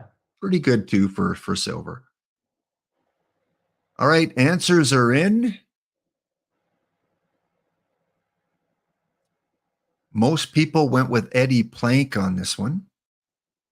Only one person, though, correctly identified the right answer. And that is Ted Williams. Yeah. Sporer rang in. That's got to be a record because the maximum you get is 20,000 points. Sporer was like 39 off. Yeah, Ted Sporer was all over the Ted Williams question, huh? Holy smoke, Sporer. You play like Call of Duty with those reflexes? Ooh, that was fast. So after 6 questions, Sean Sultan is number 1, number 33 is Dogberry, and number 7 is Dukeston. Question 7. All right. Speaking of Ted Williams, a supposedly drunk Tom Yawkey once agreed to trade Ted Williams for what other player, although he changed his mind the next day? Who was that trade for? Bob Feller, Stan Musial, Mickey Mantle, or Joe DiMaggio? I wonder what year this was. Was this early in his career or later? I think this was when he was in his early 30s, like around 32 or something. So, still like best player in baseball, but you wonder, like, is it time to, cash in? And yeah. I wonder of these 4 choices, who the youngest player at the time was, because you want to trade for youth, and he might not have wanted to change his mind if it was like for a young Mickey Mantle or a young Bob Feller. No, well, this was for So this was for Joe DiMaggio, and he came back the next day, and he basically said, I just can't do it, but I'll do it if you throw in this Berra kid. Really? DiMaggio and Berra for Ted Williams. That would have been a tough one, yeah. Yeah. And then the Yankees wouldn't do it, and so. Well, Fanatic rang in fairly quickly there, and then LLJK, Sean Sol, Penguin City Pizza, and Mr. Black, top 5 answers as we head off to question number 8. All right. What Hall of Famer's brother, who was also a major league player, went to prison for just over a year for transporting alcohol during Prohibition? How dare he? What's it? Eddie Collins, Tris Speaker. Brother became a bootlegger. Yeah. Should be his OOTP nickname, bootlegger. Eddie Collins, Tris Speaker, Fred Clark, or Ed Delahanty? I think I would have got this one just because I know about the background of some of these players. So I think you would have guessed that this is the kind of person whose brother might have. Yeah. Okay. Well, I guess it wasn't a Canadian. Yeah, no, it wasn't a Canadian. unless they were from Saskatchewan running for Capone. The same prohibition thing at the same time, or Yeah, I believe so, but I don't know if it was as strictly enforced. I mean, Canada, second biggest country in the world, so it's hard to enforce all that. The Northwest Mounted Police can only go so far in their horses, Charles. So it was Ed Delahanty, Ryan Schroer, Monterey Don, Penguin City Pizza, and Caged Wisdom were the four to quickest ring in on that one. And after 8 questions, halfway through here, Sean Soul hanging on to the lead in first. In last is Dogberry. And in that 7th position for 5 packs is contestant 345. Okay, question 9. 2 more, and then we'll go over some more cards. All right. All right. Speaking of all these Yankees, I know we had to have a Yankees question in here. Who holds the Yankees record for the highest single season batting average? Had a lot of good players come through there. Single season batting average. Was it Lou, Earl, Babe, or Joe? You know you're a legend when people know you by your first name. Yep. Except or you maybe just have Earl. a really unique first name like Tyrus. Yes. Or Babe. Or Tony. Yeah. Yeah. All right. Answers are in. I would not have got this one because it's not the player you would expect for batting average. Well, he was just playing a really good hitter. Yeah. You know, no, he was just playing an excellent hitter. He almost hit 400 that season. Let me find. I'll give you exactly his line, but it was obviously the power, but it was also so yeah, he had a season where he hit 393. He still threw in 41 home runs in 1923, but he hit 393, 1309 OPS. And then he led the league in average the next year at 378. So, yeah, he had the power, but he also had everything else. There were a few seasons he hit over 300 early in his career, 1920, 1921, 23, 24, 26. I mean, right up until 1932, he still hit 341. He hit 373 in 1931, yeah. Yeah. All-Stars in 33 and 34, and then just completely fell apart in 1935 in a smaller sample size, but going back to Boston with the I mean, he's a career 342 hitter. I mean, that, yeah, he was, yeah, you know him for the home runs, but he could also just flat out hit. he could. One of the legends of baseball. Okay, so let's go and check out the scores here. 6 people correctly identified the Babe. Sporer, the quickest to ring in. And then Sean Saul, V. Trudell, Monterey Don, top 4. Score is real quick on these. Yeah, he is. All right, one more question and then back to the cards. All right. So one of the funny things about Babe Ruth is for most of his career, he played left field in some cities, but right field in others. The question is why? Was it bets with newspaper reporters? Was it because it was closer to the home dugout? The orientation of the ballpark, or superstition? This one I knew because I brought it up on my Babe in the Matrix series one time. Oh, did you? Okay. Yeah. So if anyone was listening, they get this question. Okay.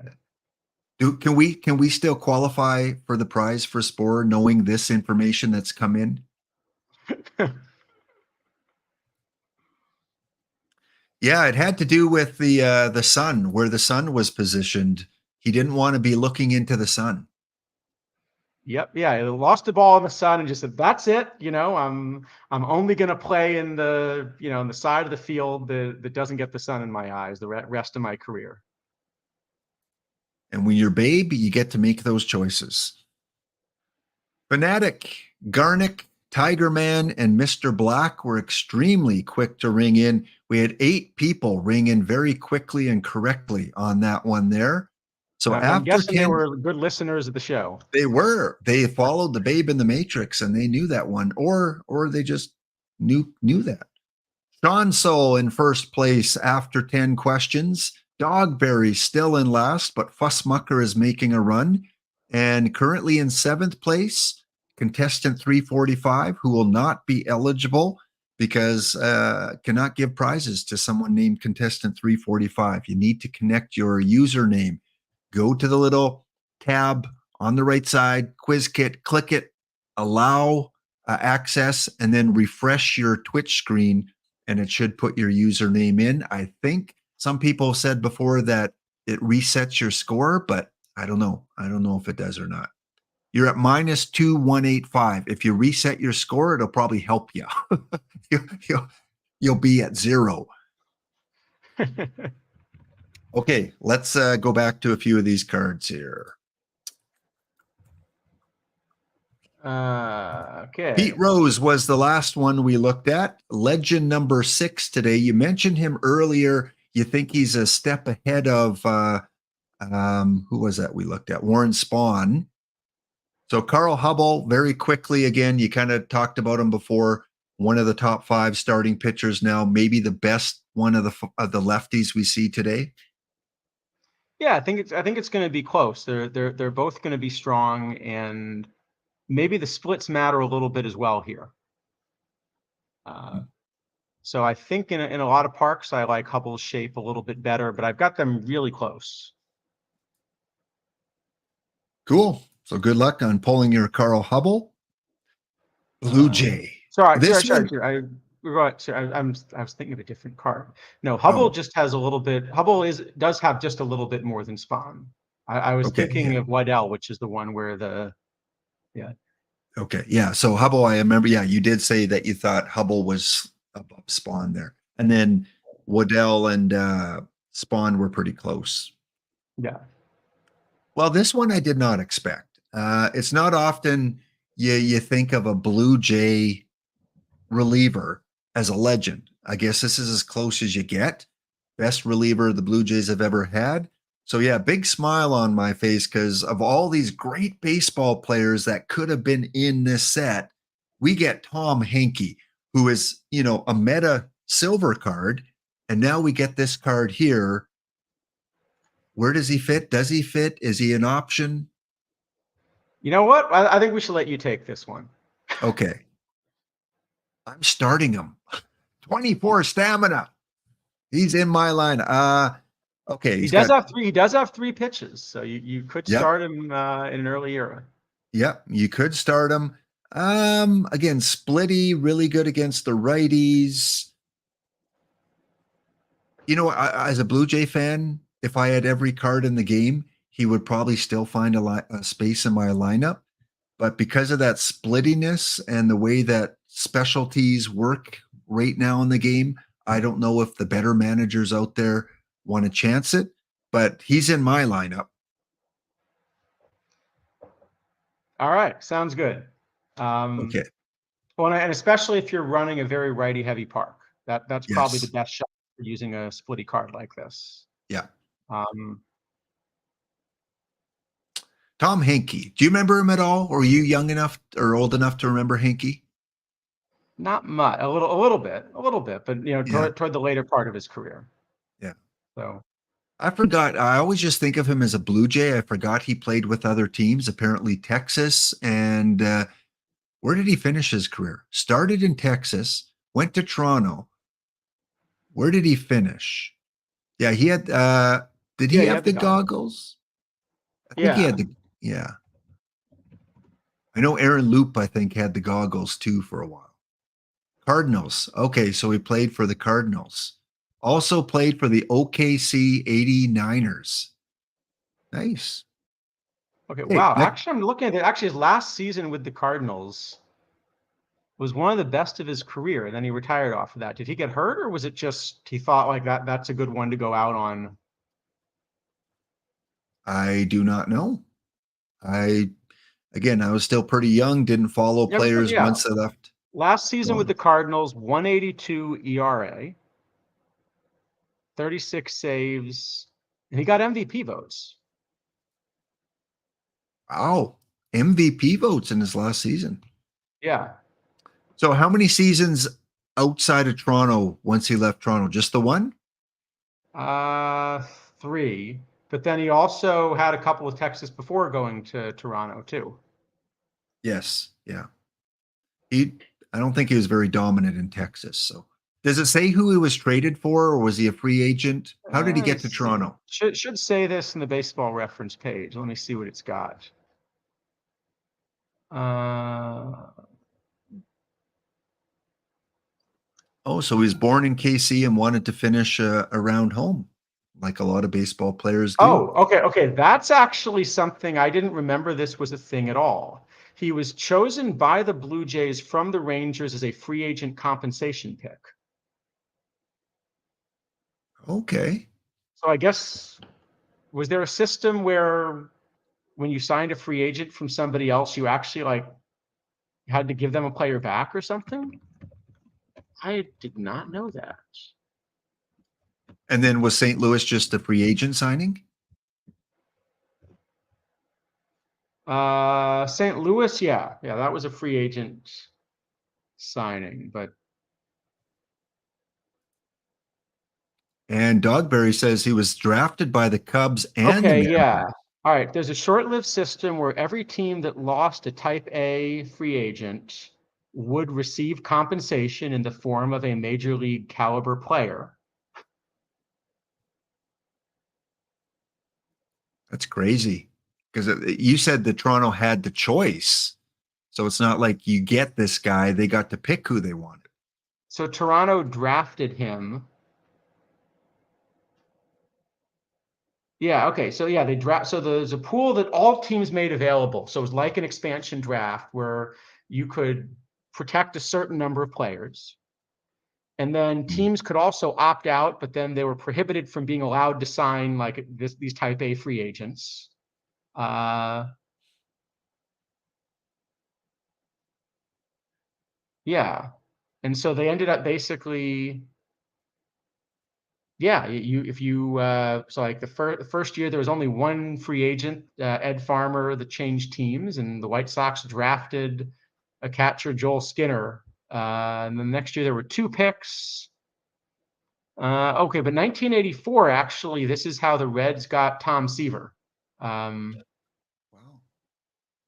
Because I guess the Mets left him exposed because they figured nobody would want his contract, and you know, and the White Did the Sox Blue Jays lost a have player to the Reds, and so they drafted Tom Seaver and got a couple good seasons out of him. was Hanky first pick in that draft? Let's see. Donnie Moore and Tom Henke both went. I'm trying to see if I can find who the picks were. Not know about this system. Yeah, that's pretty wild that that was the compensation back then. Now it's just a draft Okay. pick, right? No, the Angels had priority. So the Angels actually, so it turned out the Blue Jays and Angels both asked for Donnie Moore, but the Angels had priority. So the Angels got Donnie Moore, and so the Blue Jays had to settle for Tom Henke.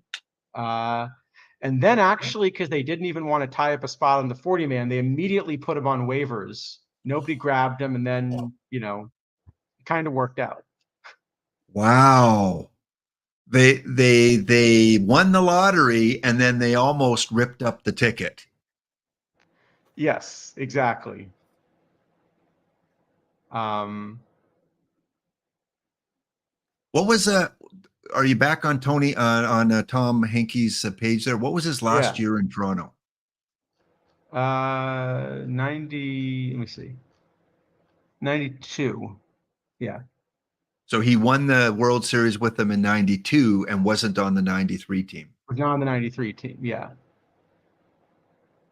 So, yeah. All right. Okay. Tom Hankey in the game. Next up, Johnny Bench. Johnny Bench, a lot of people talking about how maybe, I mean, you talked about Joe Mauer, how you're using Joe Mauer against the righties and probably the lefties. We looked at Bill Dickey a little earlier. Does Johnny Bench, is he a viable option versus lefties now in a platoon? In tournaments, this is definitely what I want to run. You've got the 107 catcher ability. And also the bat's going to play. In League, it's going to be a little bit tougher because a lot of these high power cards, just everything gets compressed and they don't hit as many home runs as you would expect. So I don't know whether he's going to hit enough home runs to kind of be the league catcher. I mean, I'm going to play him anyway because I was playing Brian McCann and I want my catcher ability. Yeah. And this is a better bat than Brian McCann. But I don't know how popular this will be as a league card. I think as a tournament card, it makes a lot. It's almost exactly what you want to run, though. Before we leave Hankey, did you come across this? Because I'm curious who the Rangers signed where they had to give up a player. No, apparently the Rangers didn't have to sign anybody. So anyone who it was like an expansion draft where everybody only got to protect a certain number of players, and anyone who lost a player could pick from the entire league. So it didn't matter. Yes, doesn't make sense. So the Blue Jays lost a player. The Blue Jays lost a player, and so they could pick from any of the unprotected players around the league, even teams that didn't sign somebody. Sounds like Rule 5 a little bit where, just... Yeah, so I guess something like that. Yeah, we could protect a certain number of players and... Okay, well, that's... I mean, legacies. He's a legacy player on the Blue Jays. He's in the Canadian Baseball Hall of Fame, and it's always interesting to find out how that came about. Just a fluke situation where Donnie Moore, who is not a baseball name most people would know, and Tom Hankey is. So good stuff. Apparently, it was the compensation for losing Cliff Johnson, 37-year-old platoon DH.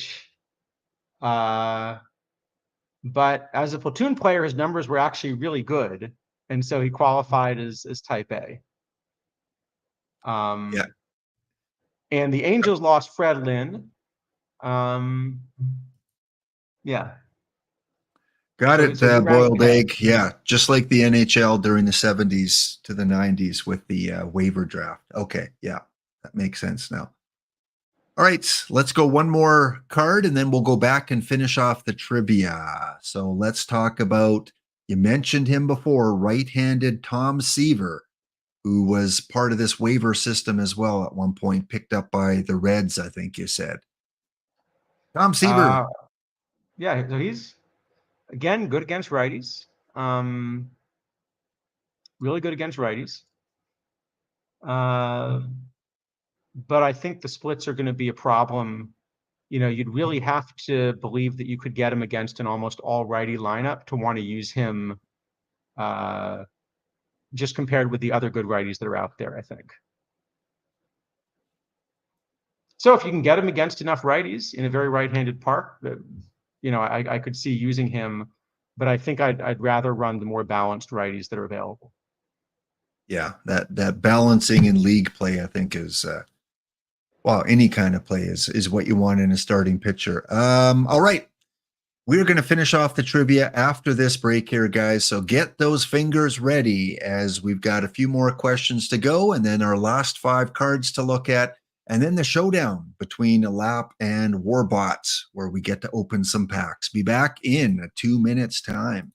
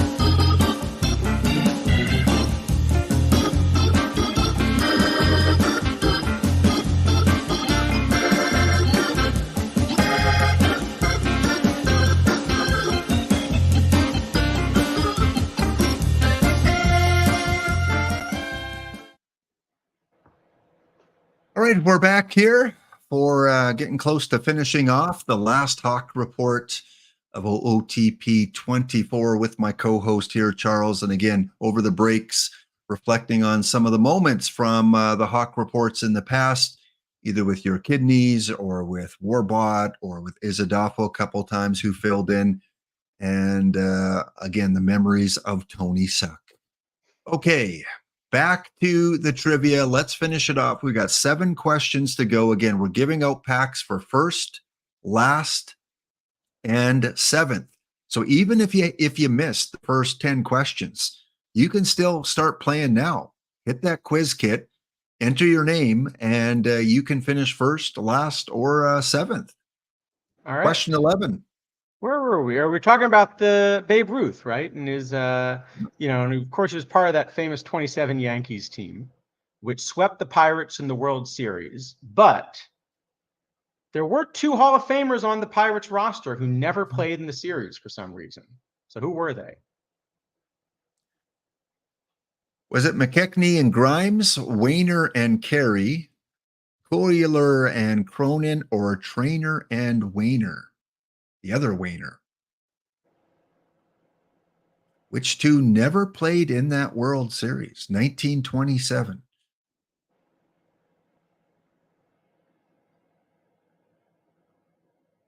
And GT, yeah, when I say 7th place, because you guys don't have access to that, shows the top for you guys. I'll let you guys know how close it is in that position and in last position as we get down to our final few questions. Answers are in. 3 people were able to get this right. And Dogberry, for the historical saves, I'm not sure. I would assume they would include that random FA supplemental draft, but I've never played. I don't know, because it was only in there for just like 2 seasons or something. It was a really, yeah. I don't know. Maybe they didn't. Yeah, maybe it wasn't worth programming in then. And Canados, I don't think there was a definitive answer on missions. I wasn't completely watching the whole stream because I was getting ready for this show here. So if I missed anything in chat, let us know. Did they have any kind of definitive answer? They didn't say anything that I heard, but I'm guessing that I'm guessing it's the end because it seems like every card's now in a mission. Oh, okay. There will be new content. At least 2 more Tuesdays of the treasure trove content. But in terms of the higher end cards and the TWIP streams, those ones are done for this cycle. Oh, there has to be. I mean, we still have to have the Tony Suck set. Oh yeah. No, that's launch. That's launch material. How many years did he play? That's would be a 5-card set. Yeah. You could do a Tony Suck rainbow. Is there all gray in a rainbow? Is that possible? Is it a gray? Is it a gray rainbow? Well, it is if you print it on my printer. Oh, okay. Well, he was from a period where color photography wasn't really. Maybe we can have a sepia rainbow. Yeah. Fussmucker got that one right. Same with Sean Soul, and V Trudell got a few points there too. So after question 11, Sean Soul is in first. You can see that on the scoreboard. In last, Dogberry has a 9,000 point deficit to Kazarek One Eye, and the Jackal is behind by about 20,000. So it's kind of a 2-person race at the bottom. In 7th right now is V Trudell, minus 2,511. In 6th, contestant 345 has minus 2,185. And then in 8th is Fire and Ore with minus 7,000. So there is a bit of a gap between 7th and 8th, but it's pretty close between 6th and 7th right now. But of course, contestant 345 can't win because there is no perfect team username, contestant 345. We need your username. Question 12. All right. Who is the only AL batting champion who didn't hit a home run in the season he won the batting title? So he's the batting champion without a home run. Appling, Carew, Manush, or Flick? So not a big home run guy, I guess. I guess not.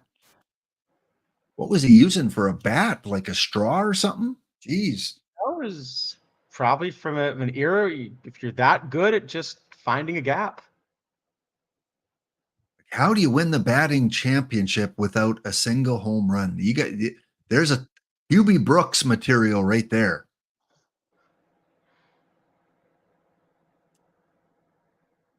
Pretty splits amongst the answers here. Not many went for Elmer Flick. I mean, Ezra Denny probably went Elmer Flick because he answers Elmer Flick on everything. So it's 2024. been done. I think Jack. I think it's been done in the NL. It's been, but the AL. This is the only one it looked like. Well, GT The Sundell, wish National League come goes back true. a bit. Yeah. Cubs fan Steve and V Trudell were very quick and correct to answer in on that one. So that's going to help their scores. After 12 questions, Sean Monterdon, top 2, bottom 2, Dogberry at 195. And 7th right now, we've got Wish Come True, who has moved into 7th. Finally, we have our 7th placer in the positive. It was always in the negative. So 2,266 for 7th, minus 2,185 for 8th. And V Trudell is solidly in 6th with 14,000. So yeah, not much of a gap there. After 7 and 8, there is a big gap. Question 13. All right. Speaking of batting titles, what player won a batting title in 3 different decades? Minnie Minoso is not a choice. Stan No. Musial, Ty Cobb, George Brett, Dan Bruthers. 3 different decades batting titles. I never would have got this one. Did not know this. Still find it hard to believe.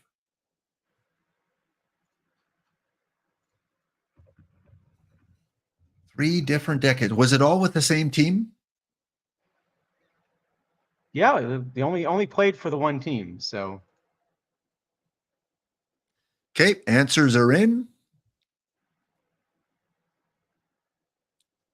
And this was a very splitty answer. 6, 6, 5, and 4. I wonder how many people in chat actually knew it compared to guessing. Did anyone in chat like know this was the answer? Now he won in 76, 80, and then again in 1990. Wonder, do you know how old he was in 1990? 37. 37, winning the batting title. Way to go, George. Well, Boiled Egg says he knew it, but only answers hockey questions. Which player had hat tricks in 3 different decades? Mind you, I don't know if we got to anyone. give you the questions about all our inner circle Hall of Famers here and George Brett. Hockey players with a hat trick in 3 different decades. There's got to be one. I'm thinking maybe Gordie Howe. Well, hat trick, you got to have a bunch, right? Yeah. Well, maybe 4 different maybe 4 different decades. Is there any hockey player that had a hat trick in 4 different decades? Maybe Gordie. Wayne didn't play in 4 different decades. Played 70s, 80s, and 90s. Yeah. Maurice Richard did not play in 4 decades. Gordie Howe, longevity, unless Chris Chelios did it because he played a long time. Henri Richard, I don't know. I don't know if he played 4 different decades. Yeah, I mean, Gordie Howe could have done it, although that's impressive. I was just looking at, various NHL records that are hard to break. How about hat tricks in 3 consecutive games? Oof. Is it a well-known or someone that you wouldn't expect? There are 2 players that have done it. One that sort of makes sense, although wouldn't have been quite at the top of my list, and one I actually hadn't heard of just because I don't know enough about really old-time hockey. Oh. So one's Joe Malone, who I haven't heard of, but apparently he did it twice in the Bill same season. Esposito? And the other is Mike Bossy, who wouldn't quite have been at the top of my list, but definitely makes sense. Yeah. Lemieux might have been 3 decades too, yeah, because he did come back and play, and he played with Sidney Crosby, I think, in Crosby's rookie year. So he might have had a hat trick at that time too. All right. After question 12, Sean is in first. Last is Dogberry still. And in seventh is Gravestock now, has moved into seventh with 3,535. Wish Come True is eighth with 2,266. So those are kind of the two targets that you might be shooting for. Question 13. All right. Whose Hall of Fame plaque claims that he was, quote, conceded to be fastest ball pitcher in history of game? So Bob Feller, Lefty Grove, Nolan Ryan, Walter Johnson. Question 14. The fastest ball pitcher in history. Is that the exact wording? yeah. The reason it reads a little funny is that's the wording on the plaque.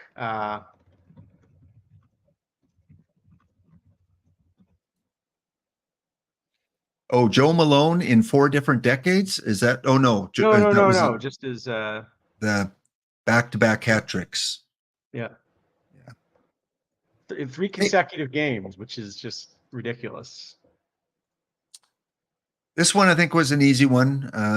We know Walter Johnson for his fastball. Pretty good fastball, yeah. Don't know if Nolan Ryan would be someone to say something. And if he did, he would word it properly, I would think. Earlier time period. Rob Deeren, Headlights, coming into the chat here. He's got 19,418, quickest to ring in. Machia Pet, Monterdon, and Zuckus are our top 4. So, with 3 questions to go, Sean Soul, this is your to win and lose, because the most someone can get is about 60,000. So as long as you don't make too many mistakes, you should be guaranteed the victory. In last place, the Jackal, Kazarick, Dogberry, kind of the 3 that are competing for last right now. The worst score is minus 232,000, which might be a new record, 420. Nice. And in 7th, it's going back and forth. Contestant 128 now is in 7th with 15,012 points. Rob Deeren, Headlights is 6th, and Wish Come True is 8th. So 7th place for 5 packs, 15,012 points. Question 15. I gave you if you want, I gave you a link in the chat if you want to see the plaque. Oh, okay. Before you read the next question, then let's take a look at it. There it is. So that's the way they word it, but they say that, his fastball, yep, that's it. Walter Johnson. Okay, fire away. All right. And then we got these top defensive players. So I had to get a question about Ozzie Smith in here. We still could have gotten Ozzie today. I was a little surprised. But so Baseball Reference actually, surprisingly for me, gives Ozzie Smith more career offensive WAR than defensive WAR. How many career triples did Ozzie have? He wasn't a big home run guy, but How many career triples for Ozzie Smith? 41, 69, 104, or 155?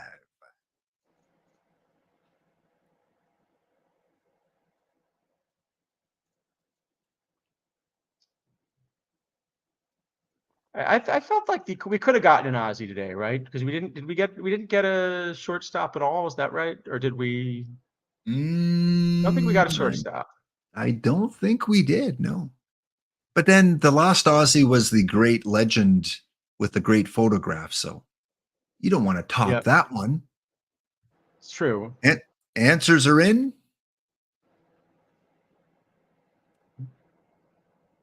And maybe explain this question here. Well, we told people we would do this once, right? Yeah, we warned you. We said at some point in time, 69 will not just be a meme. It will be an actual answer to a question. And on our last episode, here it is. 69 triples in Ozzie Smith's career. Do they weight offensive WAR more than defensive WAR? Because That doesn't make sense. He would have more offensive WAR.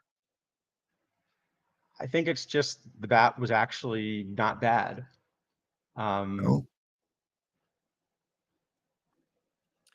I am Pussmucker, surprised. Yeah. quickest. GT Sundown, second quickest on that one. 2 questions to go, so I'll give you And if your you take Ozzy's scoreboard. card, and if you take the back of Ozzy's baseball card and you flip it over like like the Ozzy card we got, he still has 69 triples. Hey, what an appropriate number of triples for the type of player he was with the backflip. Yeah, great. Last place, Dogberry has a 6,000 point deficit lead. And in 7th place right now, contestant 128, who would not qualify, they have 15,012 points. And we've got in 6th, Rob Deere in Headlights has 16,700. So Rob Deere needs to shed close to 2,000 points or more to finish 7th. All right, now we've got our Canadian content because that darn government of ours in Canada, the CRTC, ooh, you got to have your Canadian content. So here is our Canadian content. All right. Question 16. Give this one? We'll let you give the Canadian ones then. Okay. It's going to pop up the same time I read it because I don't know it off by heart. Question number 16. How many people are both in the Baseball Hall of Fame and Canadian Baseball Hall of Fame? This does not mean they're Canadian born. They're just in both Hall of Fames. 18, 25, 42, or 69. Because like Dave Steve's in the Canadian one, right? Yes. Yeah. But he's neither Canadian nor in the real Hall of Fame or the authentic Hall of Fame. The American one, Yeah. Cooperstown.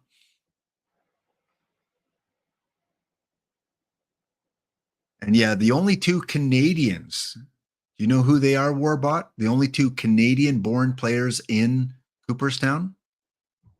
That's a good question. Okay. So let's see. Canadian-born players in the Hall of Fame? That's a good question. Well, Tip O'Neill should Larry Walker's the easy one. Yep. And then I guess must be Fergie, but I would have thought Tip O'Neill was in there too. So now I'm wondering if Fergie somehow didn't make.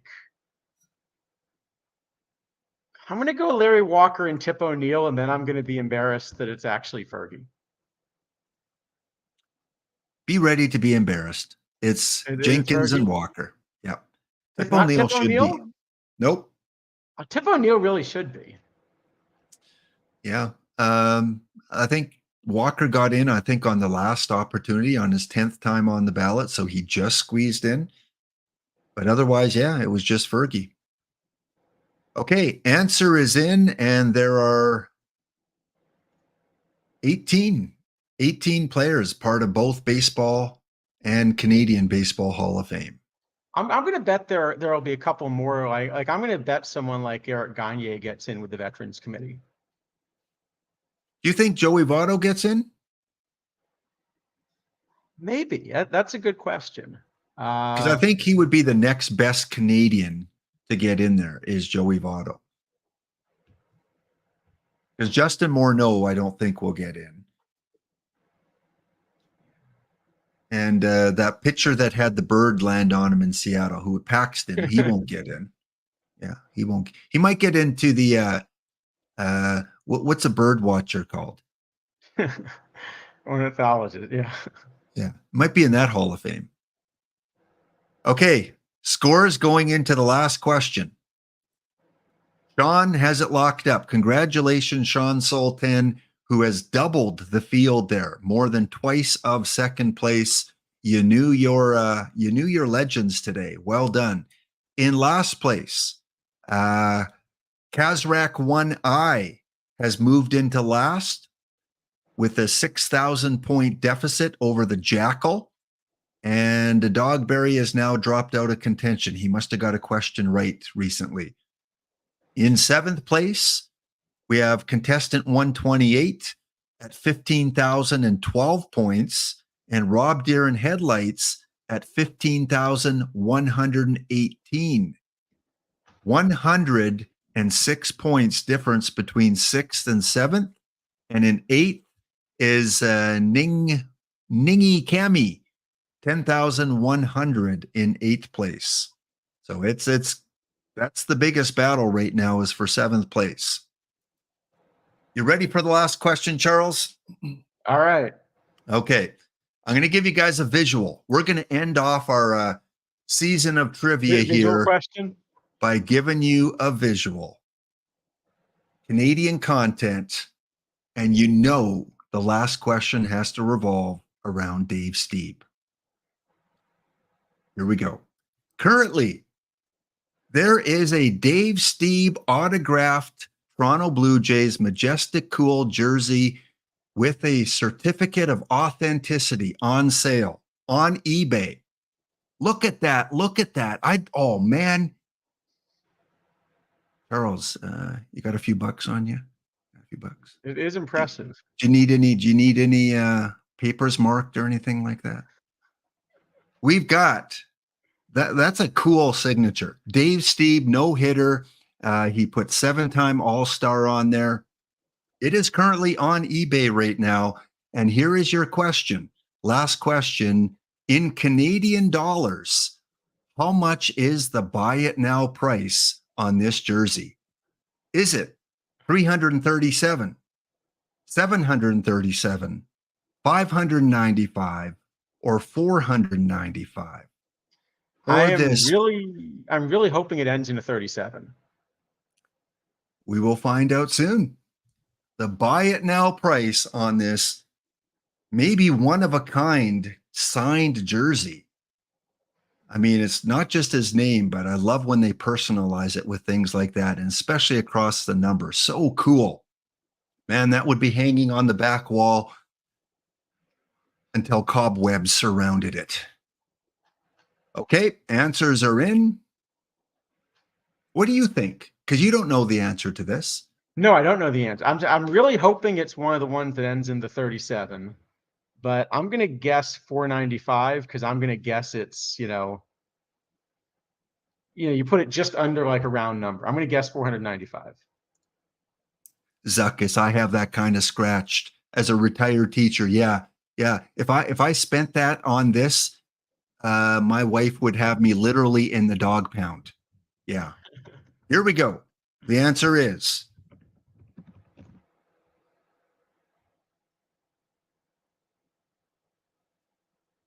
there it is right there with the price on it. The buy it now price of 495 Canadian dollars, which in American I should have answered. I would have got points for that. Yeah, you would have. You could have finished 7th with that too. Yeah, that is American, probably around 300, and I'm guessing maybe around 400 American with the conversion. But yeah, it was pretty cool. I was looking for a good finale question about Dave Stieb, and I thought, let's check out some of the merch on eBay. And I saw this and went, wow, that is an amazing signed jersey. Probably a little undervalued in my opinion, but there we go. So let's take a look at our final scores. What's the high bid though? Right? Because you don't have to do the buy it now. I think it only has a buy it now. Let's check in on it here. It's buy it now or make an offer. There is no bid on it. Okay, so you could make an offer is what I'm saying. Yeah. They did not take my offer of $37. It was declined. I offered $37.37. Tell them you'll pay for the shipping too. Yeah, exactly. Because it is free shipping in Canada and the United States. So yeah, maybe I should have said, you know what? Plus throw in $20 for shipping. Throw in $30 for shipping and put it in a box. And do not wash it first. Please do not wash it first. All right. Our final results. Congratulations once again. First place, Sean Sultan with a 117,000. Actually, on that question, Sporer got that one. Another Dave Stieb fan. High five to Sporer. There you go. The Jackal was second on that question. Zuckus and GT Sundown were our top 4.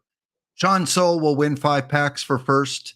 For last, Kazarik 1I. So Kazarik, if your username is Kazarik, it's probably easy to find, but whisper me your perfect team username so that we can get you those 5 packs.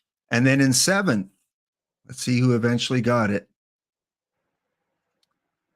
Rob Deer in Headlights finishes 7th with 15,118, 106 points better than 8th place contestant 128. So congratulations, Dapper Dragon almost got in there for 7th. He was about 1,000 points off. Rob Deer in Headlights. So Sean, Kazarik, and Rob Deer in Headlights will be our 3 winners. And we'll check in very quickly here on the bounty because I want to see if anyone beat Anderson. Did anyone knock out the, yep. Who was it? Anderson Auto Wreckers or something like that? What was the name of that tournament? I got to find it now. The tournament looks like it's over, so we should have a winner. The only way we don't award packs there is if the non-compliant team won the whole tournament. But you know what? If we do, we have time to run one more bounty. Yeah, I don't think we have time to finish it, though. That was a dead ball one, wasn't it? Yeah, it was dead ball to golden. Yeah, okay. Where is it here? There it is. I think this is it. Let's bring it up. We lost to Anderson Auto Wreckers, Auto Detail, Auto something. No packs in the bounty today, guys. No packs.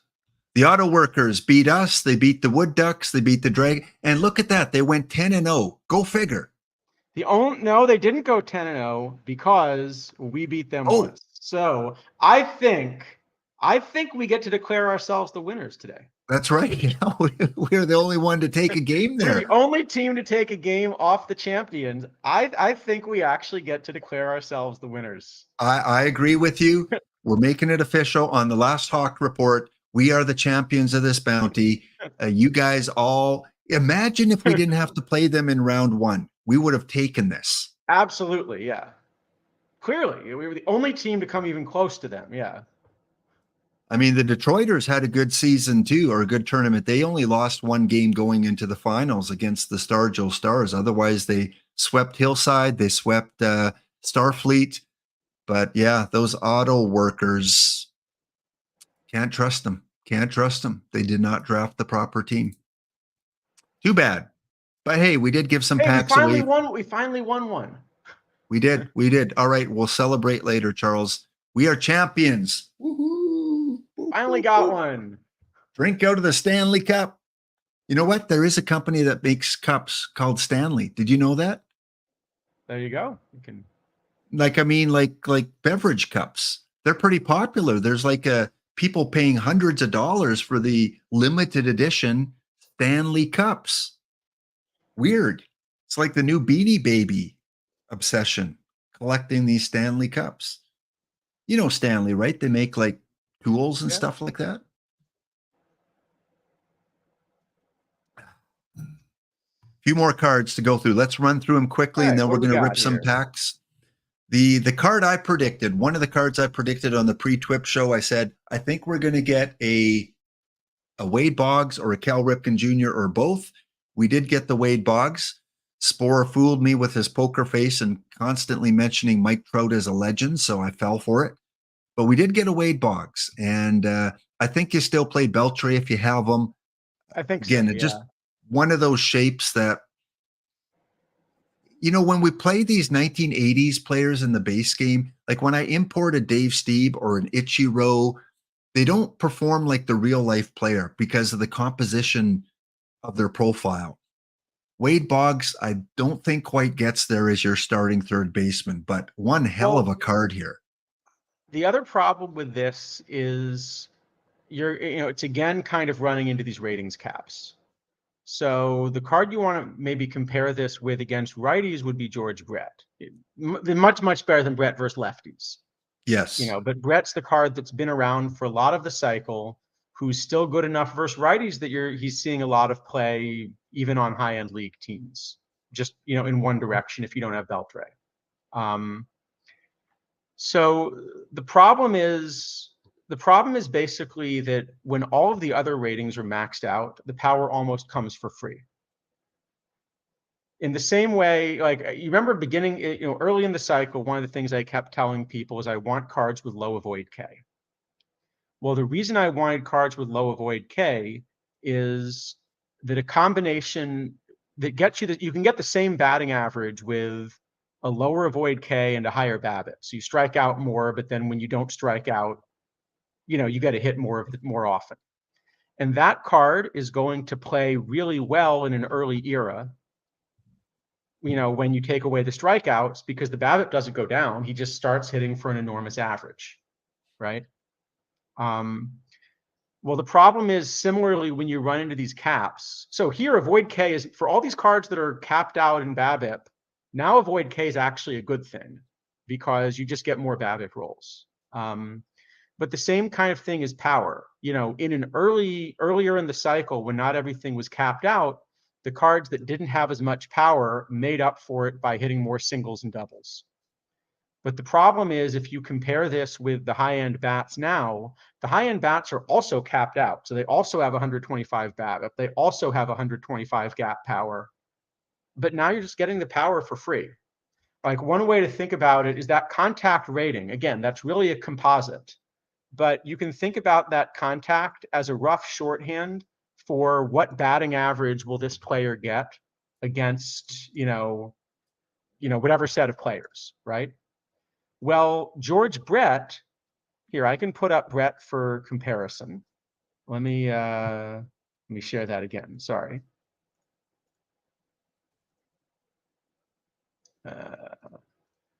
So here's Brett for comparison. Okay. So Brett, again, only look at it versus righties. Boggs is clearly better versus lefties, but versus righties, they both have 125 BABIP. It's identical. They both have 125 avoid Ks. It's identical.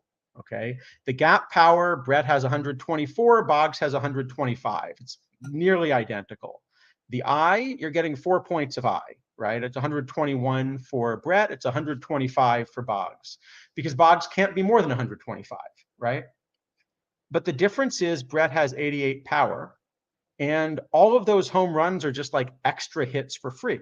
So that's why the contact rating for Brett is 160, whereas the contact rating that you would put up for Boggs is, I could put Boggs up. The contact rating for Boggs is 143. And those extra 17 points of contact are basically saying, those extra 50 points of power just mean that Beltre is getting that many extra hits. Oh, and by the way, all of those extra hits are home runs because they're hitting the same number of singles, they're hitting the same number of doubles, but Beltre just gets extra home runs for free. Yeah. So it's just really hard because it's capped out to make a card with no power really playable. You'd have to not have the caps because you'd have to be able to give Boggs more BABIP than Brett or more, or more of something else. But when you hit these caps, there's just no ability, you can't make Boggs more than 125 BABIP and you can't make him more than 120 avoid Ks. So there's just no way to get him more singles. But you can save a spot on the roster just by going Boggs, right? Because he can play both ways at least, whereas Brett's only versus the righties. You can, yeah. So there's a little bit of value for saving a spot on the roster, but then in return, if you have Beltre, you'd save the spot, but also then you have other cards that you could do the same thing with. So I think I would also rather play the A-Rod at third, that's been out there. I'd play Schmidt, who's a cheaper option than Beltre. I'd rather have Beltre, but I'd still play Schmidt. So you end up, there's a tournament edition Hannes that can play third. So there's some other cards as well that jump in there. But I think it's just a problem of when every card gets maxed out, then a card that's missing one rating like this just can't compete. Yeah. The only way for a card that's, it's just a problem with this system where things get capped out, because if they weren't capped, you could make a card that were missing a rating compete just by having it be higher in the other ratings. Yeah.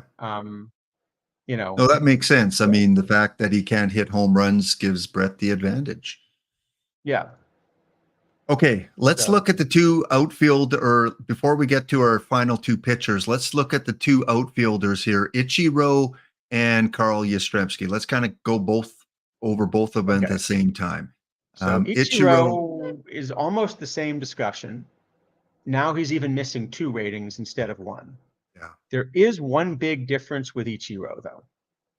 So you remember we've been looking at these ratings that are capped out. Well, that right field rating says 128, but that's actually not the cap, because that's a composite rating of these different pieces. And if you look at the defensive ratings on Ichiro, he's got this outfield range of 117, error of 120, and arm of 125. And if you compare him with another card that has enormous ratings but is capped out,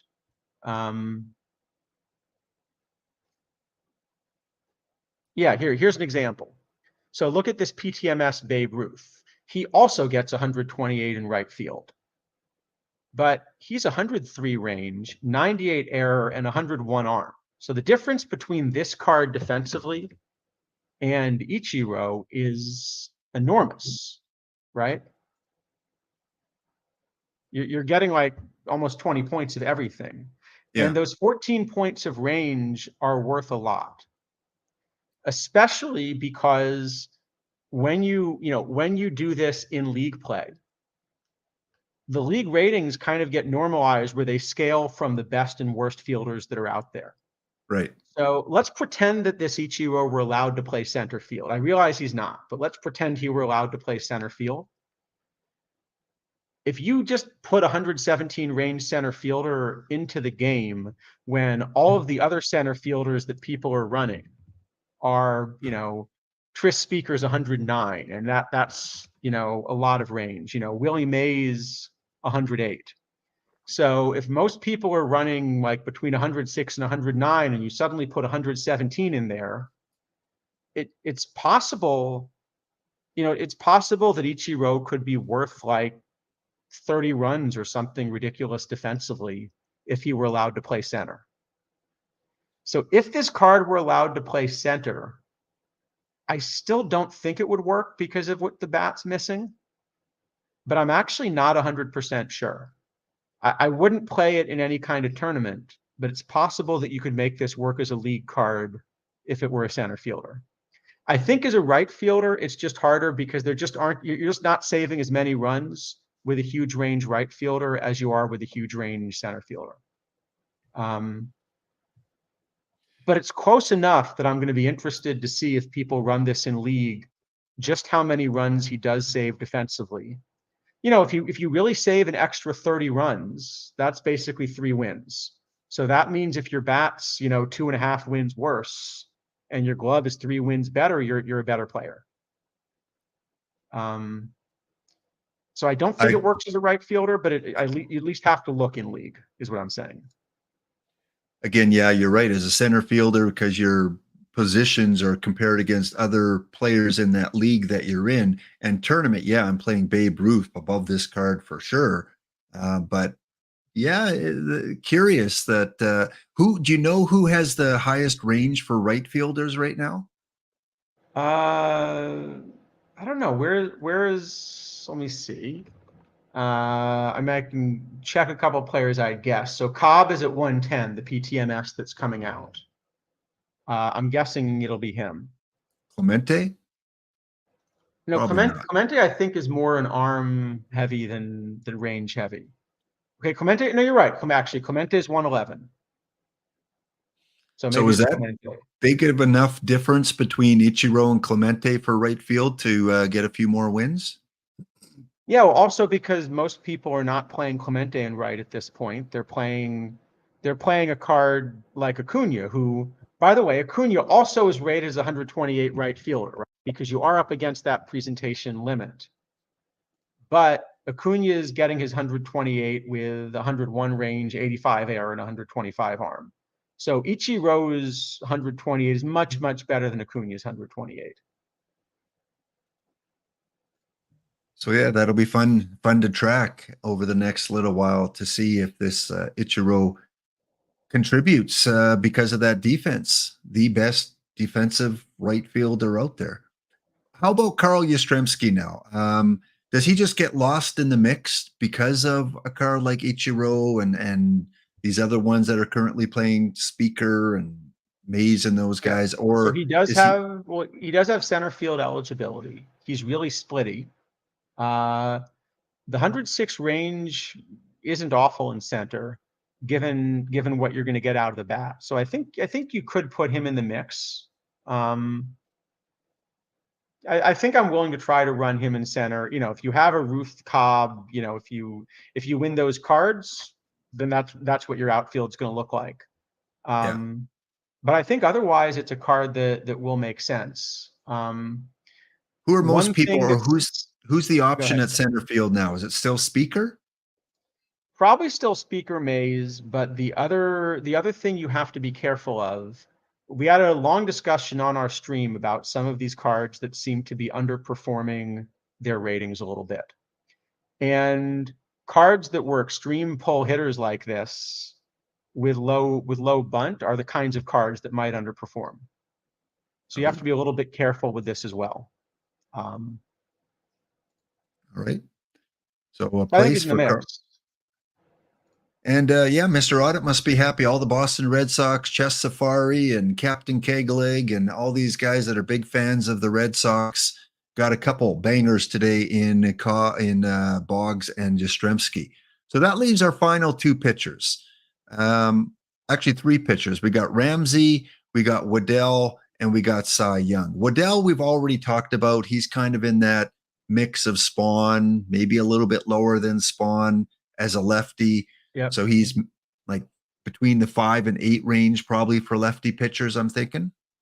Yeah. No, I think even a little bit higher, probably, at least in tournaments. So I think there's a shot to make it work. All right. And how about this knuckleballer, like a knuckleball and changeup? I mean, he's got a different selection of pitches here. I don't even know if that impacts the game much, but what do you think about Ramsey?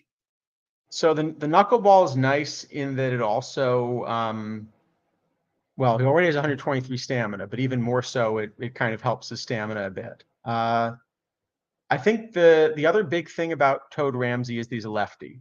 So as a righty, I don't think he would have been that interesting. As a lefty, if you want to run a 5-man left-handed rotation, this is probably one of your 5. So then he becomes a lot more interesting. This is also an unsung heroes card, which makes it interesting. Well, I guess at this point in the cycle, the problem is that you're not expecting a bunch of the tournaments to change, but often being the best card of your type, you know, if this is the best unsung heroes card, that then means that there are tournaments where kind of that makes him more valuable. And finally, who's got to be one of the top options to go now for right-handed pitchers? Cy Young. Yep, Cy Young's just good. I think Cy Young, yeah, at least for tournaments, but I'm going to guess this is going to be true in most parks as well. He should be better than Cole. You know, I think there's a good chance that Cy ends up being the best pitcher other than the Maddox, you know, kind of for the end of the game. Not splitty, and he deserves. I mean, it's Cy Young. He's got the most wins. He's also got the most losses, I think, in Major League history. But hey, he's got the most wins, and this is a card deserving of Cy Young, and it's a packable that anyone can And grab. he's got reverse splits too, which really helps. I actually think this is probably better than the historical Cy. You know, Cy Young historically wasn't like a Pedro level pitcher. He was, you know, it was more the durability and the ability to just do this season after season than, but Okay, so now that we've got pretty much all the cards in the game, the high-end cards in the game. If you're running let's say you're running a more righty ballpark, who are your top three writers, right-handed pitchers if you have every card in the game? well, if you get the Maddox, it would be the Maddox, but then it would be Cy, Garrett Cole, and the Three-Finger Brown, I guess. And for lefties? And then maybe Strasburg will get up there. Yeah, probably Chris Sale still ends up the top one, which is a little surprising. If you think about the best lefties in history, I like Chris Sale, but I don't think that wouldn't have been where I would have thought, we'd stop. But yeah, probably Sale and then some combination of like maybe Hubble, Waddell, Spahn, something like that. All right. And before we go to our pack opening contest here, so that is a wrap on today's cards. Again, there were 5 community cards released, and then 15 legend cards that were released. Before we get to our final 9-inning pack opening contest, I do want to very quickly here address just one question someone had, because I like to answer community questions, and we didn't get a lot of questions today on specific situations. But Sure. we got this PTMS coming up, and maybe even without specific ballparks and that kind of specific model, just in general, it's a low diamond ceiling. And in low diamond, I don't know if there's a ton of high-end pitchers out there in low diamond. So can you give us 3 low diamond or gold pitchers that you would run, let's say, in a neutral park for the PTMS that would qualify? So I don't know about the PTMS. I haven't been that interested in building a roster for it, so I haven't tried to model anything. But generally thinking about low diamond starters, they're, Jordan Montgomery, Chris Short, Sonny Gray, Nilsson, those have sort of been the cards that have been at the top at the end of the meta right now. Okay, and that's all we need. And maybe a bullpen guy, like someone you would stick in the bullpen. That's kind of been part of the meta. Again, neutral park or something, Tanner Scott, and then maybe a little bit of a gap, and then maybe the K-Rod, Gratterol, those kinds of cards. And a guy Um, like we saw Isidafo draft the Willie McCovey for the Invitational. Is he still a viable option in this kind of tournament here, or is he past his prime? I think you can still run him. I think if I had to pick one of McCovey and Killebrew, I'd now be picking Killebrew, but you can play both in the same roster. Okay, fair enough. Like an open low diamond, I guess I'm playing McCovey at first and Killebrew at third versus righties, and then Killebrew at first and Bando at third versus lefties, something like that. But for PTMS, usually these have like some park modifiers and era modifiers, and so you're going to want to include that as well in your thinking. So, for example, if it's an earlier era, some of these higher stuff pitchers, like Tanner Scott, might not adjust as well as someone like Gratterol that doesn't rely on stuff. So the further back you go, the less stuff is important. More Yeah. control. What's the era for this? Anyone know offhand in the chat what is the era for the PTMS? I don't know if I have one of those slides handy right here. Don't think I do. PTMS, If when it's are we Cobb, playing? is it an early era? Because I think often the era is built around like the top prize. So if it's Cobb, then that means a Jordan Montgomery type shape is probably or a Sonny Gray 95. type shape is maybe a little better. 95. Okay, so then maybe you want to shift a little bit more toward home run prevention. Yeah. So maybe Sonny Gray, is a little bit better of the names I mentioned. So sacrifice, what would you sacrifice? Pitcher BABIP or control or stuff or a little bit of everything? Maybe, yeah, maybe pitcher BABIP even if you had to. You know, it's always a trade-off between the different things you're balancing. But definitely in 1995, I'd look a little bit more at the at the home run prevention than I would in some other eras. And then for obviously for hitters, power and eye are going to dominate your selections. Yeah, I think so. Yeah. And maybe similarly downgrade like the catcher ability slightly or something. Yeah. Yeah, so I guess in that era, the home run prevention is that little bit more important. Excellent. So again, if you guys have any questions in our last few minutes here, fire them off in the chat about cards, about situational play, about tournaments, anything like that. Fire them off. Charles is here for a few more minutes. Just finally saw the Dr. Dynastic comment here. I heard Dave Steve is looking for a Laptop Hound game worn autograph.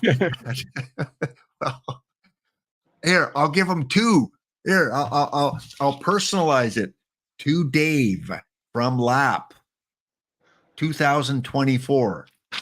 Yeah, I think I'd have to sell a few of those hats to get that jersey. But yeah, that was a heck of a jersey. To the 7-time All-Star from the 7-time, Laptops Leisure Lounge champion or something like that. Except I'm a one-time champion on that. One-time LLLL champion. All right. Every letter I put on the autograph is an extra few dollars, so I got to make it a long signature there. Yeah, we'll head over to Dr. Dynastic in about 15 minutes. So Dr. D, if you're kind of got us on here, we're going to come over in about 15 minutes. We have one more thing we have to do, as we've always done, is our little showdown, the showdown between myself and Warbot. If I can find the slide here, somewhere around there it is, where we play a 9-inning baseball game with packs. And we open those packs and give points based on the different values. 7 points if we pull a perfect or LE. Man, if we could pull one of those cards today, it'll be worth 4 points. 5 points for a diamond, 2 points for any gold. And you know what, Charles? You are the guest of honor today on this last show. You pick the mystery number for today. That's a tough one. I was gonna go with 37 with the Steve thing. There isn't one. So how about we go 47? How about make it 47? 47. So every 47 that we pull, live or historical, will be an extra point. And my friend, once this finishes flipping, you call the final flip of the series. All right. Always go heads. Heads always works, right? It is tails. So I will take the home field advantage on this one. And let's see if we can finish this off with a lap victory, because you beat me in the 5L so many times. I want this one, Charles. Let me win. All right, here we go. Win this one. First inning. So here we go. Y'all think if I slip in one of these rainbow packs, you think Lap would notice? If you slip in one, I'm slipping in two. That's a deal. All right, here we go. You know what? How about this? We could do for the 9th inning, we could do a rainbow pack just to, If I have one. I don't know if I have one. Yeah, maybe I do. I think I do have a rainbow. Let me just check here. Do you have a rainbow? Yeah, I've got one from because the PT Plus reward was a rainbow pack, right? Yeah, I've got one too. So let's end off with a rainbow in the 9th inning. All right, here we go. First inning. Let's see some 47s here. Oh, we got a gold. That's a good start. 2 points for a gold. And Devin Smeltzer with the Tom Henke look. Live Austin Meadows. Okay. And we're going to include the 5 community cards as cards from today too. If any of us pull those lower level cards. Yeah, we're going to include those. Okay, let me bring mine up here.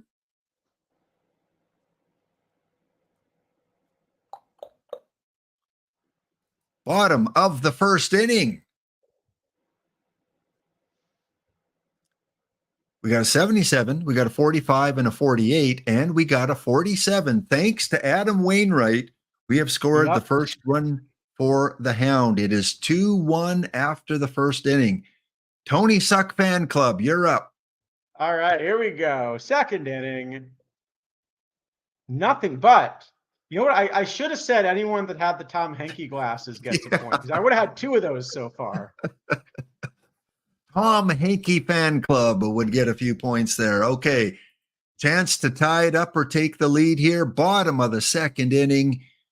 We've got our worst pitchers in today. We're going to see some high-scoring games. I think the 9th inning is going to be a high-scoring inning. I just have that feeling. Yeah, I think so. Here we go.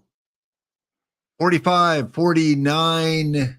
We got 4 irons, but no 47s. So no score for me in the bottom of the second. That Davis Schneider is a pretty good card. All right. Third inning. Here we go. I am 3 for 3 getting the Terminator goggles. Has it been France all 3? No, who was the first one? I forget who the first one was. It was somebody else for the first one. That's amazing. That's pretty good. That is pretty good. That is amazing. Smeltzer, yeah, thank you, Max Power. Okay, we go to the bottom of the third inning. Hound behind 2-1, and we are going to get a gold. We have a gold. That's 2 runs. So in the bottom of the third inning, Lap takes the lead. Is it a card from today? Chris Sale. And live versions of today's. It's going to be a high-scoring game. Yes, I think so. I don't think yours showed on stream though. I don't know. Does it really count if he doesn't show it on stream? It was Chris Sale. Trust me. We'll trust it was you. Chris Sale. All right. Okay. Fourth inning. Here we go. Fourth inning. Oh, look at this. We got a 47 and a gold. And a beer. And a beer. Just wait. It's not shown on screen. Does it really count? Okay, so that is 3 runs for you in the top of the fourth. Tom Candy, and I even got my Blue Jay, Tom Candiotti. You're just Tom Hanking everything today, aren't you? If anyone wants it, I'll just put him up for last 10. If anyone wants Candiotti. Bottom of the fourth inning.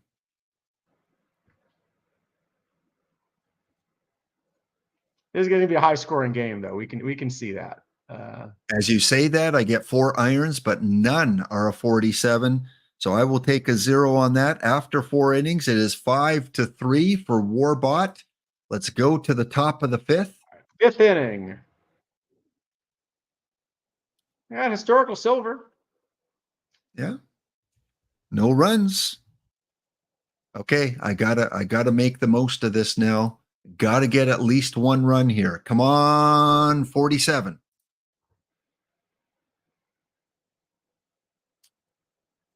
I think they average out to be 47, but no 47. So no runs in the 5th inning. We go to the top of 6. And more importantly, the game's now official if it rains. Yeah. Okay. If it rains or the internet gets cut off. That's right. Nothing for you in the 6th inning. 1, 2, 3, 4, 5. All right. Let's go to the bottom of the 6th.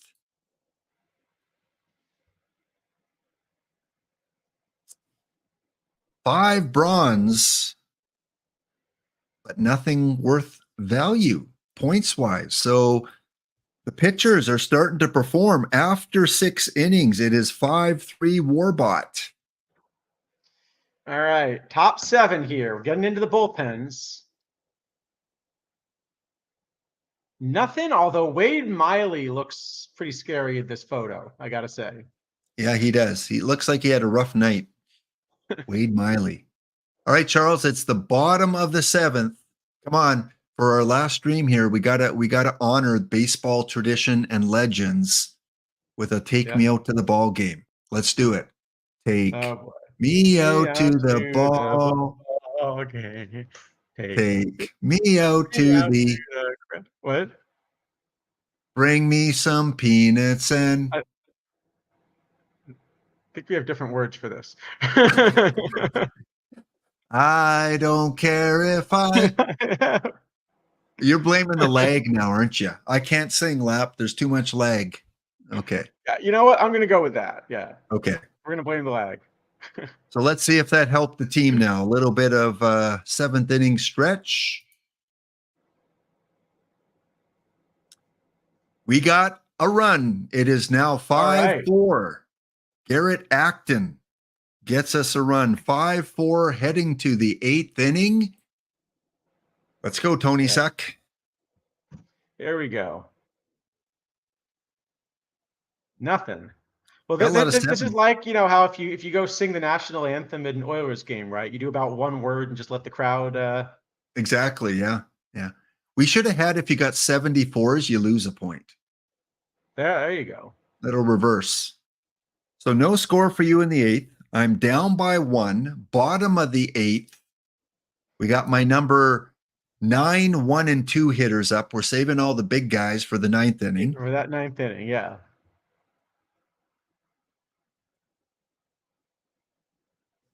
Oh, we got a goal. Then we take the lead. Oh boy. In the bottom of the 8th, the Hound comes through with the goal. And we got a card from today. Woo! Oh, and you got the Derek Holland. Yes. How many? That was worth how many points? 4? I think so. I got to check that now. I got to check that. Card from today, 4 plus points. the gold. It is a 6-run inning for the Hound. All right. Batting around in the 8th. We do. Okay, so let me go back to here. 6 runs for the Hound. Let's see who our gold card is. Okay. So that makes the score 5 for you, 10 for me.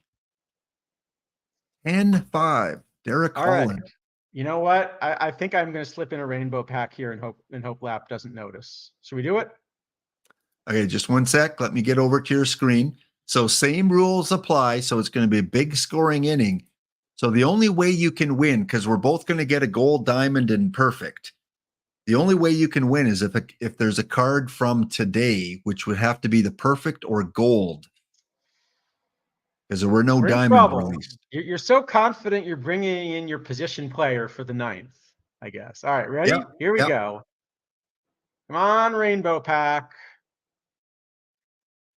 Well, the good news is I got a perfect in here. Yep. I guess we knew that. But let's you need one of those content cards from today, one of those 2 golds. All right, come on. Gold is live. Nope. All right. The diamond is live. So and the clearly perfect, that means that the perfect has to be the historical, right? Beltray. Let's get a Cy Young here. All right, it is a live Acuna. But it's nice looking card art. I like how the Braves kind of comes in nicely in the photo there. All right. Well, maybe Lap will be unable to find his rainbow pack, and he'll have to open a standard one, and then I got a shot. I will find it. I will find it right here. And I'm gonna get at least one historical in this pack. At least one. Come on. There you go. Here we go. Okay. All right. Here we go. Let's see something big here. Look at that. All on the bottom row. That's got to be a sign. Lined up. Nicely lined up. All right. You got to do the perfect last, though. I want to see Cy Young here. Let's see one big, pull to finish off the stream. 5 for 5 with live players. At least give us a historic. How about a Dave Steve? How about like that Dave Steve? Oh, that would be amazing. That would be synchronicity. Would finish off the stream. Oh, yeah. It'll probably be Ethan Salas, my 3rd one. Let's check it out. It is live Altuve. All right. Well, you have to buy a spotty now because you lost. All right. So let's check out your spotlight pack. Oh, exclusive 1981s are back. That's actually good because I was going to mention on stream otherwise that it would be really important to bring them back. They heard you. Because if you look at the missions, in order to get the mission complete rewards, you have to finish the 1981 exclusive missions. There's Gotcha. I'll show you. If you look at the collection missions here, Yep. for missions complete, where you get an all perfect pack, one of the things you have to finish is the 1981 exclusive set. And So so, that's yeah, probably why they brought him back. yeah, 15,000 points for that pack there. 60 cards Here we in the set. go. Spotlight 41. Let's get something good from today, right? It is. Oh, we got a diamond. Diamond. All right, we got a diamond. Won't be from today, though. Cole Young. Has some value. There's a little bit of value there. A little bit of value. I'll put it up if anyone wants them for, let's say, last 10. That sounds fair. Put them up for last 10 if anyone wants them. And you know what? The winner usually opens one too. So we're going to open up one Let's more see it. pack. I want to see a Cy Young here, and I'll list these others if anyone wants them for. If I can find it, that little purple. I see the purple there. Oh, I had it. One more time. Well, it's time for you to rip all these packs now, right? Because you got, all the content sets are out. So yeah, I think on Saturday we rip a lot of them. Here we go. We got a gold. It is Todd Helton. So we did get a Hall of Famer on this Day of Legends. You did get a Hall of Famer, but it wasn't the Hall of Famer you were hoping for. Not the Hall of Famer I was hoping. All right, Charles. Well, it's always hard to end a show like this. We had, so many cool things that have happened over the last year. Anything stand out about the shows that we did? Any kind of things that you can think of that, oh yeah, that was a cool moment or a cool card or a cool situation? Anything that stands out for you? I think the main thing is I just learned a lot from you about like how to set up these streams and kind of how to keep people engaged. And it was who was it that was saying about how you do this? You look at these things like, if kidneys can do this, I can do this. But it's actually a lot harder than it looks, and you find a way to make it look really easy. So well, yeah, it's like teaching. Sometimes you see your teacher and you go, oh man, that was easy. That was teaching's easy. You just sit at your desk and drink coffee and mark papers. But both you and I know it's a little bit more than that. And any educators out there, or if you have family members that are educators, and that goes with a lot of jobs, it's not just teaching, but that's what I know. It's much tougher than it looks. And streaming, I've had a lot of bumps along the way. I've had a lot of muting along the way. I've had a lot of internet issues along the way. And you know what makes this fun? My favorite thing is interviewing people. It's talking to people. It's having people on streams, getting to know the community. And, you've been a great, great part of that. And I want to thank you so much, because when Kidneys stepped down, you were one of the ones that jumped in. And I know Kidneys probably talked to you and encouraged you along the way. And he was the guy that I went to first when I was thinking about streaming. I went to Kidneys first because I knew he streamed. And even though it's rare that he streamed, but he streamed. And I asked, how do you go about this? Who do I talk to? Who do I apply to? And he set me in the right path. And Gorgo 2005 really helped me out in terms of OBS when I started using that, and showing me the ropes a little bit about Twitch. Nersha Banko was one of the first to kind of come on one of my streams and help me out. So yeah, I've learned a lot from different people too. And of course, Spore, who streamed for a long time, I really admired, him as a Twitch streamer before he got involved in content creating. So we all have people that we kind of like to emulate and follow. At the same time, we like to be unique and different. And again, just thank you for coming on. It's tough. It's tough to end something like this, but I think on behalf of your Kidneys, Warbot, Izadawful, and myself, we want to thank you guys, the community, because without you guys watching, we'd be talking to each other, and Yeah. that's about it. We would be talking to the wall. So community, OOTP developments, thank you for supporting us and for being there to listen to us and to deal with our dad jokes and Tony Suck and all those other kind of things. So Charles, all the best to you in You your too, and career. hopefully we do these things again in 25. Yeah, again, a lot of it's going to depend on OOTP and their schedule and how they do things, but it was fun. It was a risk trying to analyze cards and right after the TWIP stream because you have to get all the information and make slides and it was a long haul, but it was very enjoyable. Maybe my I feel like it's hard enough doing the Warbot thing a day later.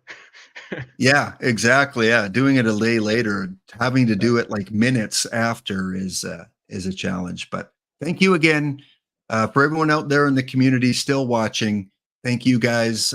I am back maybe for the laptop daily final today, tomorrow. I'm back on Saturday to cover the tournament pop-up in its early parts, the Don't Get Salty With Me, and then back again on Monday for a very, very special stream with special guests as we cover the When Mullets Were Cool pop-up. So one more time, Charles, let's try and get the high five thing going here. Let's wait. Let's go. Got to go side by side. We don't want you reaching over your head. Okay. Is that the right way? Okay. Yeah, got it. Okay, there we go. You're holding my hand a little too long there, Charles. Okay, everyone out there in OOTP land, in Twitch land, we leave you on this 47th episode of the HAWC Report. See you next episode. Thanks a lot. Thanks for having me.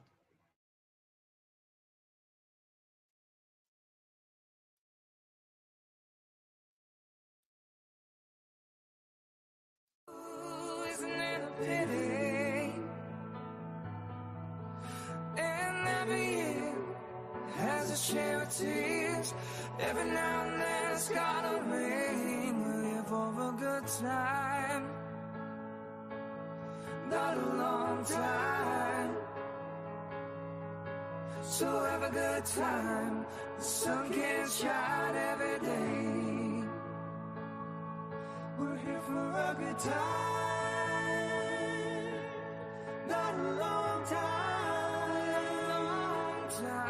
So have a good time. The sun can't shine every day. So have a good time. The sun can't shine every day.